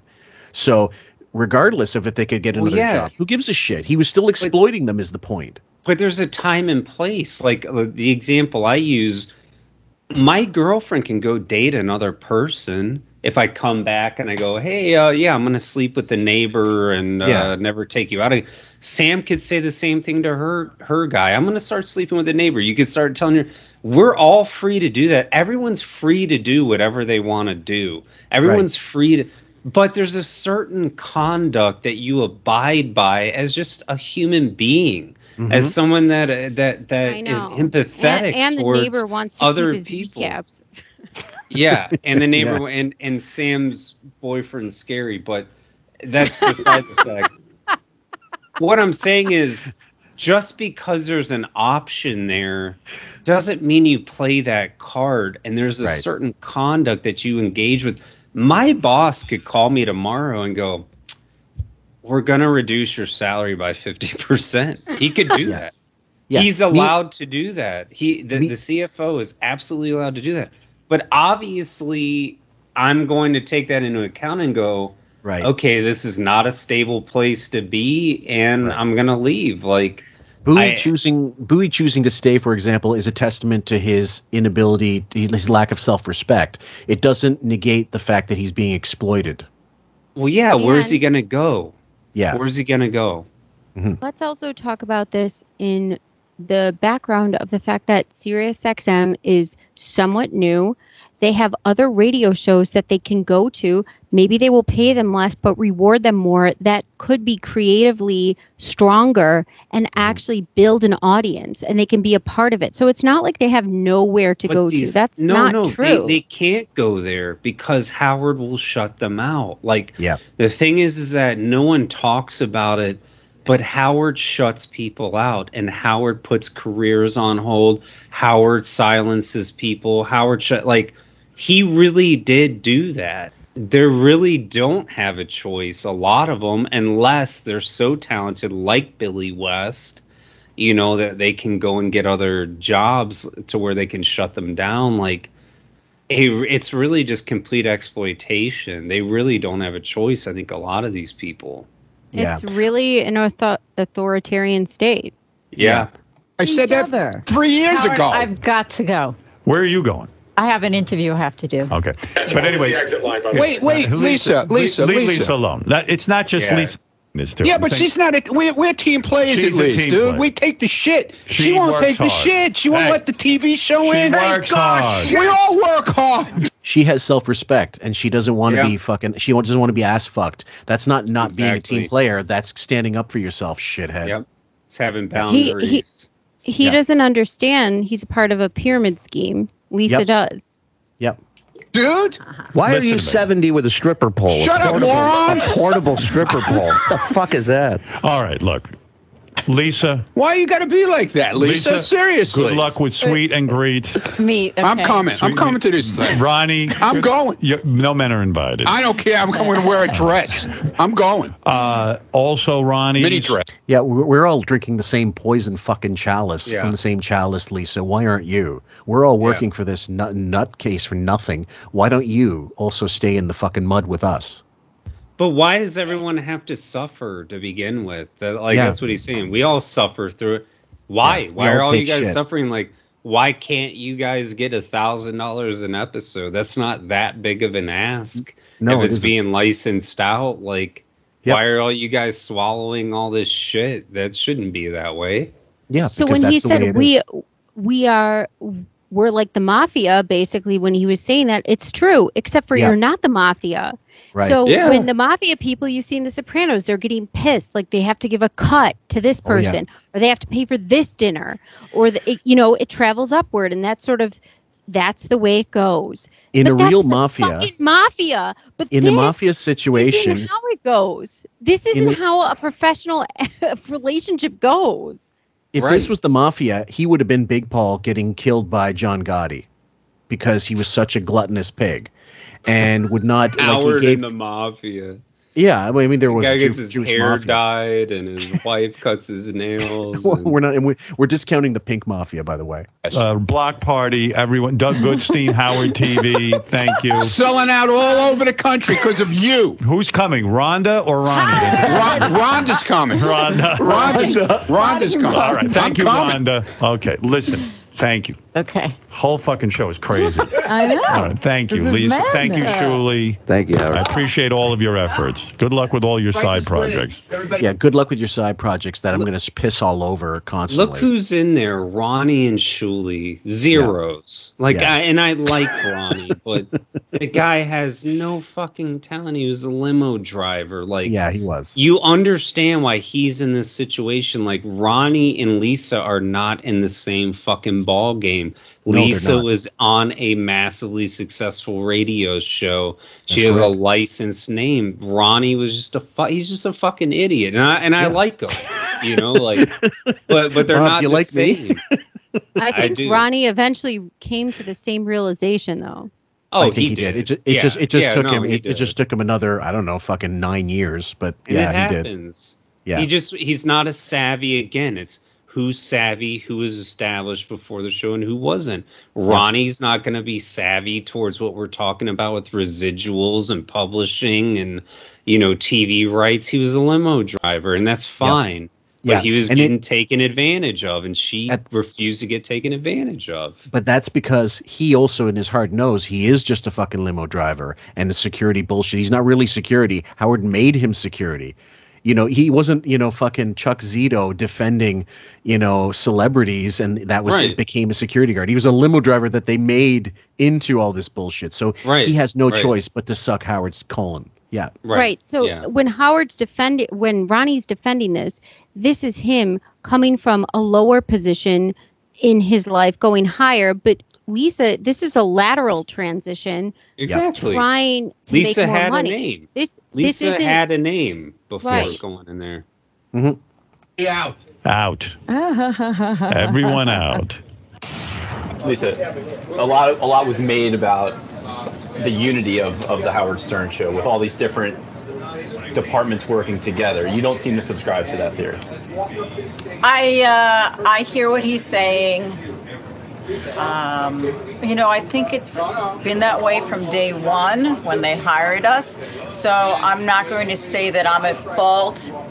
Okay, she's got to couch it very carefully, and Bob was quick to note this. I mean, it's obvious when you hear it, but we'll let it play out, and you can hear her kind of doing her best to tap dance between the fucking rain of shit so that she doesn't get hit with it. But she's steadfast. She's like, nope, I'm not getting paid. Fuck this. You're not putting cameras where, you know, where I don't want them. Or thinking that way. Is it a monetary issue? Is it a monetary issue? Not exactly, but like I said, I was hired as a Sirius XM radio employee. Right, but specifically to be associated with the Howard Stern show. And as Howard said, if he fails, we all fail. So did you see any truth in that? And, you know, given the fact that she didn't say anything there. Yes, and also she has to repeat the question because the answer is no, but she's using that time to think of what she can say instead of, no, I don't go with that. Sorry, tough shit. You're stuck here as a hallway interviewer, but I had a career before this, and I'll have another one afterwards. And she did. She did get another job. She's keeping her mouth shut. She's keeping her mouth shut. Like it's a difference. Like, okay, if I play for the Blackhawks and Nike wants me to wear their shirts and whatever, and they pay for that, and it's saying, I am an employee of the Chicago Blackhawks. I do not wear Nike stuff. If Nike wants me to wear their stuff, they can pay me for it. That's how these agreements work. Like, typically. That's what she's kind of saying. Like, I get where they're coming from. I do not wear Nike stuff unless they want to pay me for it. Like, she knows. She's not Shuley. She's not Ronnie the limo driver. She fucking knows how this thing goes. And she's not answering this propaganda question like, do you see where he's coming from? You play for the team? I'm not playing into this leading question. Yeah, it's always emotional when they want, oh, don't you want to be a team player? Don't you love Howard? I love how it's always emotional when they want you on their side. But when it comes down to just brass tacks, like, yeah, no. If you want to have a show that you're... My response if I was Lisa G would be, if Howard does an episode, does he get paid for it? Yeah, he gets paid for it. Okay, then I want to be paid for my episode. Is that okay? But there you go. Real simple. Real simple. Is about Howard and the great job that he's doing, and believe me, I never forget how grateful I am that I have a job here and how wonderful he is as a broadcaster. But like I said, I was hired to be part of the radio show. And so that's the way my mindset has been from day one. Now, I got to give her credit for that because she answered it in such a way where she's not culpable. But you could see in her body language, she was just saying, I don't believe he's a great broadcaster. I think he's an asshole. I think this whole thing stinks. And I can't say it. That's what you can totally read the fine print between the lines. So last thing we're going to play, guys, is one from more recently because I tried to play these as chronologically as possible. Howard Stern comes again, book promotion. This guy is bitching at his staff to buy copies because he knows it's a failure, and he needs numbers. He's not giving free copies to his staff. That's the level of fucking cheapness. Benji tries to get credit, says he's arranged to get credit through Don Buchwald, and Wiggy, you listen to what fucking happens as a result. So let me just set this up. A layover. Benji's right here. Yeah, Benji, it's weird to me that you haven't bought the book. He said, well, you say it, Benji. Come over here and say it. Just a fucking weirdo. Why don't you be honest? I'll be totally honest. Can you hear me? Yeah. What'd you say? I can't hear you. I can't hear Howard at all. I can't hear you at all. Is he there? Are you there? Benji, speak up, please. It's a beautiful book. Congratulations. Is Benji talking at all? Yes, he is. This is the fucking stupidity in 2019, which carried over in the previous couple years. Just get him in the fucking studio. Why are you doing this bullshit like he can't be in? Like, it's being devalued. You're not allowed to come in here and talk to me. You have to be in a subordinate fucking position. Shittier mic, somewhere in the back office, and you have to sound like Bowie on a commuter rail announcing the next stop's fucking Newark. I didn't. Yeah, it sounds like morning announcements in a school in 1982. Yeah. Like, why? Here's a reading from the Baha'i. I mean, what the fuck? He didn't comp his staff that book. No, like, are you really? Like, yeah, of course. Even if he came out of his own pocket, what are we talking about? Like, $120? Like, this is him tasking the staff to buy his fucking Girl Scout cookies because he doesn't want to go door to door. I mean, that's pathetic. You should. That's of more value. Yeah, I think so. You know what's funny in that seminar when he's like, we got to go door to door, like Jehovah's Witnesses. Jehovah's Witness. And I remember hearing it. Yeah, because we all love Jehovah's Witness, right? I mean, I think I made a Photoshop of the book with the Watchtower logo on top with his doing that face of his. Fuck, it was just great. I'd rather hear Jehovah's Witness on it. Exactly. Just thinking of Photoshops. Can I go in here? I can't hear you. No, you can't come in here. I can't hear you. I can't hear you. No, I hear you. Go ahead. Say what you want to say. I hear you. Good. Say it. It's a beautiful book, and congratulations. I thought we'd probably get free books, so I thought if I didn't get a free book, I'd buy it today at a bookstore. I love bookstores. And Benji's genuinely pissed he's not in the book. Yeah, absolutely. He claims he spoke to Don Buchwald, my agent, about it. Why are you speaking to my agent? You want me to explain? Explain it. Okay. I was amazed they put this on there, but that was because Howard needed to debase him. But I'm amazed he let this on. Yeah. Same. I remember hearing this live and thinking, why would he'll let censor this go? He'll censor the Wendy Williams from YouTube. He doesn't want that rant on there. But this he thought was okay. I thought this was way worse. In a lot of ways, yeah. I do too. Okay. See now? You couldn't hear now. Can you do this every day? Just fucking talk. Okay, I can see Gary. I can't see Howard. It doesn't matter. All right. Howard, are you there? You're a fucking idiot. Ben, just say what you want to say. Okay, now we're going to go into it. All right. Years ago, I discussed with Don credits, and I was worried about when things get repackaged. He said, as long as we're in control of it, everything that's packaged up, you'll get credit for. Yeah, so what credit do you deserve? Okay, it just gets worse, guys. Like, that is the kindest he gets in this fucking level, in this clip. Yeah, Bob. Again, going back to the savviness, going back to what we started from this show, from the beginning of this show. Yep. People that know when there's a package service or there's a packaged product that you're a key player in, you deserve credits or residuals. This is exactly what Benji knows, and this is exactly what he's confronting him about right now. Yes. This is what all these other fucking idiots that Howard raped for years for free content did not know. And this is what he would not crowbar Don's name in there, which again, you're not allowed to mention Don Buchwald. Wig's allowed to, but not anybody else, not subordinates. He would not bring up Don if it didn't really happen, this conversation between him I and believe Don. it happened 100%. 100%. I absolutely think this happened. And the absolute narcissism of him to say, what did you contribute? Oh, just step on a landmine. Yep. I was in every single one, probably every single one of those interviews since 98 or 2001. You're in it? You mean you're in the studio? Yes. Yeah. And many things you said were things... During an interview? Absolutely. All right. So here, you didn't get any credit. Too bad. What the Go hell fuck are you yourself. talking about? Okay. Now, listen, whether it was the back office staff that gave him Wikipedia notes or Benji that asked questions, and I guarantee he contributed it. I think Benji's an idiot. I think he's unfunny, but I'm certain he asked questions about the person's career. He was online looking for stuff he could actually write to give to Howard, because Howard's not going to be prepped. He's going to be on the fly depending on his minions. Doesn't know anything. He's prepping a guy that doesn't know anything. I don't doubt Benji 1 second at all in this entire thing that's going on right now. I think this is a great closing clip too. Yep.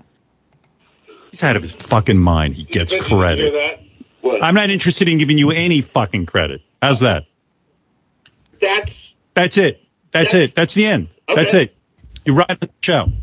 All right. You get a credit every day. I tell people you ride on the show. I don't know what fucking credit you're looking for. I appreciate that. You get tons of credit. Absolutely. Do you know the names of any people who wrote for The Tonight Show or The David Letterman Late Show? How many of the writers do you know their names? Not a lot, but if you don't hear their names, that doesn't matter, because those guys are financially compensated for it, that they don't give a fuck if their name is announced. That's the difference, you fucking cocksmoker. This, I mentioned you, so that's good enough. Well, what's that doing for my career to be mentioned on your show or to be in the book? But won't even get that. That's what maybe people that might have a beef with this episode is like, they don't understand how unprecedented this is. People on the Tonight Show are compensated. They're not out there giving people shit. They're paid well for what they do. There's no one working for free on the David Letterman show when he had one that were just begging for plugs. That did not happen. That is unprofessional. That's unprecedented. And that doesn't happen in that industry. Anyone that was a serious contributor on any level was compensated, period. Yes. I mean, nobody was on a radio show this successful for so many decades would be compensated so little. Like a regular salary of a layman, working person, not in show business. That's what they were compensated like. They were compensated like regular middle class people. Not even joking. That's insane. And the show had been successful for decades. Yes. And I believe a guy like Fitzsimmons, who, fell out with Ellen and was served an NDA and was not allowed to talk about it, I believe she might have been an ogre, but I'm sure she paid him fairly as a writer. I'm sure she did. But that would have been a union position anyway, and he would have had a contract saying, I'm getting this much for my work, and maybe I'm getting compensated for every joke that gets used, because a lot of times that's how it would work. If you got an extra bump if I used 3 of your jokes, this, monologue or whatever the fuck. Yeah, they got paid. Where are all these people with Opie and Anthony? My thing is, I don't really understand logistically radio. I do know music somewhat, and I do know TV and movies because I know people in it. But where are all these comedy writers for Opie and Anthony that didn't get paid? Like, why isn't that the rap on them that they sandbagged all the people that wrote for them? Where is all of that? Like, it seems to only be Howard that this follows around, that he repeatedly underpays people and exploits people again and again. Right. And it wouldn't be an issue if he didn't get paid for syndication of his show, and it wouldn't be an issue if he didn't own the rights of his show and then say, well, I'm going to get paid for my archive. Well, once you, and that's I already mentioned on one of his Quitter podcasts, saying before I signed with Howard, I had to sign something that looked like the Manhattan phone book before. And I'm sure it was just him saying, forfeiting all the rights to whatever he's going to do, like a release, a waiver. Right. But if guys like Stuttering John saying we never signed anything like that, as a lawyer, I would jump all over that. Absolutely. Yeah, 100%. Yeah. You'd have to. Yeah. I just wish it would be somebody more articulate than John being my client, but you never know. You can't have it all. So let's play the last bit. Yeah. Oh, yeah. Okay. Okay, Benji. Name them all. Name the writers on the Tonight Show. Those two brothers, they're heavy set. Yeah. That's the point. A good way of naming You don't people. think I've made you a fucking household name, you fucking cocksucker? Get out of here. Get the fuck off my show. So you won't have a real conversation? No, you can leave. You can leave. That's not your credit. Number one is payment. Secondly, I give you the added bonus of making you super fucking famous on this show. I absolutely appreciate it. And I'm not putting you on the show anymore. Super fucking famous. We're all waiting for the Benji Netflix special, aren't we? So, in music, and I played this game when I was younger, and everybody's like, oh, this will give you exposure. This will give you exposure. And you don't take money, you play on this. This will give you exposure. At some point, it peaks out. Oh, yeah. And you're like, I'm building to be on the Howard Stern show. Like this, it doesn't go higher. Why am I not being compensated? That's right. Like this is sort of what I'm thinking. I've made you super famous. So what? I can sell jokes to be on the Howard Stern show. Like I'm supposed to be at this point that I'm being compensated. Like it just reminds me of this like trap a lot of musicians get in where they give free work because it's going to bump you up. It's going to bump you up. And then as they reach the top, they're still not getting paid. And you're like, you are what I'm building to. Why am I not being paid at this point? Okay, so if you're saying I've made you famous, that means that I can sell my jokes elsewhere. Like literally, I'm working to the point that I get credit for questions that you asked. You're selling a book, you're selling a product. I should be getting residuals off of that because this is what I've worked towards. Like, where else do I go? We're at the top of it right now. And if he's gone to Buchwald and said this, now he's basically calling Buchwald a liar because now there's no credit, there's no nothing, and he's showing you the practices, the business practices that Stuttering John and Jackie in their books already explained. Buchwald's a slimy cocksucker, just like the client he represents, his head star client. Two dickheads. Go ahead, Sam. If Howard were a city, it would be like Back to the Future 2 when they go back to Hillsdale, and it's like crime ridden and Biff runs it. Yeah. It's just like generational poverty and destruction. Like you ruined everything, you idiot. Right. You didn't do the things that were going to build up your society in there. You idiot.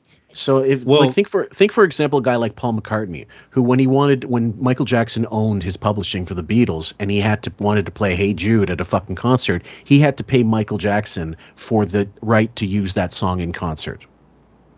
Like that was how it worked. Think of how galling that would be. If you're a session person, if you're a famous studio, and people like Memphis used to be a famous studio, probably still is, but not with the same, not the same way. If you're a Nashville studio, like everybody wants this kind of sound, and they go to this studio. With hip hop stars, it's even bigger that way. Like you get a producer that's massive, or a Rick Rubin type person, or Steve Lillywhite, or whoever the fuck. You want a certain sound.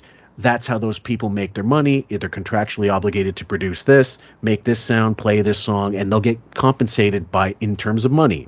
But then their reputation increases. They can parlay that into touring gigs. They can turn it into, make their own solo album, let's say. So there is a level of fairness in the music industry commensurate to, most of the time, if you make a name for yourself. You will find the dividends.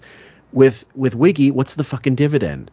Nothing. Well, look. Do you remember? I think it was Carrie when you guys did an episode, and he was like, Don Buchwald representing Howard and these other people is a complete conflict of interest. It's a complete conflict of interest because he's going to get a percentage. An agent gets a percentage off of what that main client makes, and he wants that main client to make the highest amount of money because that is what he gets a percentage of. Yep. You know, like, and you just hear about these deals, and Benji went and complained to him. I don't know what Benji's situation is with. I don't know if he's represented by Don Buchwald, but I don't think so. Don Buchwald's main agent or main client is who he's going to make the highest percentage off of. So the reason why there's a conflict of interest is because you're going to want those other main contributors to get lower percentages and lower amounts of money so that it could be allocated towards your client that you're getting the highest percentages off of. So that's why you run into a conflict of interest, and that's why when you see this sort of monopoly that Don Buchwald seems to have on this show, he wants all the money that's going to be allocated to the client that he makes the highest percentage off of, which is obviously going to be Howard. Yeah, There's but if no he way takes, around it. But if he takes $1 million off of Howard, let's say Howard's $1 million gets siphoned to Fred and Robin's salary, he's their agent as well, so he's getting 15% of that $1 million one way or the other. Well, first off, he's getting a lot more than that. You know what I mean? And so let's say he has a percentage worked out with Howard. A standard percentage for an agent is 30%, and an attorney is usually 30%. Let's say he has a deal with Howard that's 40%. And we don't know what he has with him, but that's perfectly conceivable. Or if he's a super agent, which he is, if he can work the unthinkable, which he does, he will get a higher percentage. I don't know about that. Industry standard for decades was 10 to 15%. Okay, so not even Kris Kardashian gets that. Yeah. Well, an attorney fee is usually 30%. So let's say we don't know what he has, but what I'm saying is, let's say he has an insane percentage. Let's say he has 40%. Okay. Let's say he has a deal worked out with Robin where he gets 10%. Yeah, he'll want Howard to get as much as possible. He will want to get Howard to get more money. Sure. That's where you run into this conflict of interest. I thought the conflict of interest would be if Robin or Fred gets another role offered to them, say in film or say in radio, he won't tell them because he wants his main client to have those two players. Well, that's another the radio show. That's another aspect. He doesn't want them to ever leave. To it. Yeah. Sure. But he's going to tell. That's the other thing. Well, there's the conflict of interest of also knowing that, let's say, client C is being offered something. I have to tell my main client, client A, because it's going to affect, because they work together. They're going to need a scheduling change, whatever. It's going to affect the show. Oh, no. And if it's going to piss off Howard, like Don, the other thing is Don doesn't want to have to hear Howard's bullshit. He's being paid to hear his bullshit, but the less bullshit he hears, the better for what he collects. Of course. So if he goes to Robin separately and says, look, how much are you going to be happy with? This is how much we're going to give you. How much more do you want? She's the only one with a bit of bargaining power because she has dirt on him that she could unload at any fucking time if she wants, and the money to pay for her own attorneys. Fred, not so much. He's useless. Just as useless, but way less, like financially well off. It really, any way you cut it, the favored client is always going to get favored. Yeah. Like, that's the thing. Like, that's why you want an agent that doesn't have everybody involved, because an agent is always going to work in your best interest because it works in their best interest. And so if you have someone representing someone who's taking precedent, they're always going to work in their interests more than they're going to work in anybody else's interests. Absolutely. And that's why Jackie never went with him, because he knows how it works. This guy has a premier client. That is going to be his chief focus of interest, and everybody else will be secondary, and they will have to take secondary contracts because that's just how business works. Like, it's just the way it is. I guarantee if Jackie had Buchwald for an agent, he would have made 50% of the money he was making and would not have asked Howard for any more money. He couldn't have. Of course. Yeah. Your chief client, you're going to ask him, what do you want? What do you want to make? Yeah. And that guy knows, like, if you're on a sports team, you go, what do you want to make? I want to make $10 million a year. Okay, well, if you want to make $10 million a year, then this guy has to make this much a year, and this guy has to make this much a year. So if he's representing all those other people, then their best interests aren't in his best interests. Okay. The main guy is in his best interest. So are we ready to wrap this one up, Sam? Yeah, sorry. Okay, yeah, because we could talk for ages for this one. So let's wrap it up. Thank you guys so much for this. We're not sure where this will fall, but we hope you enjoy it. Any closing words and comments, guys? No. Not for me. Okay, we've shed it all, guys. So have a good one. Stay safe, and we love you guys. Take care. If you went through the most incredible metamorphosis and somehow transformed yourself into the best person you're capable of being, and you and Lisa G, after that metamorphosis took place, were on the top floor of a burning building, and it's just you two, and God told Lisa, I will give you the ability to fly if you kiss John the Stutterer, she would say no. I know. Well,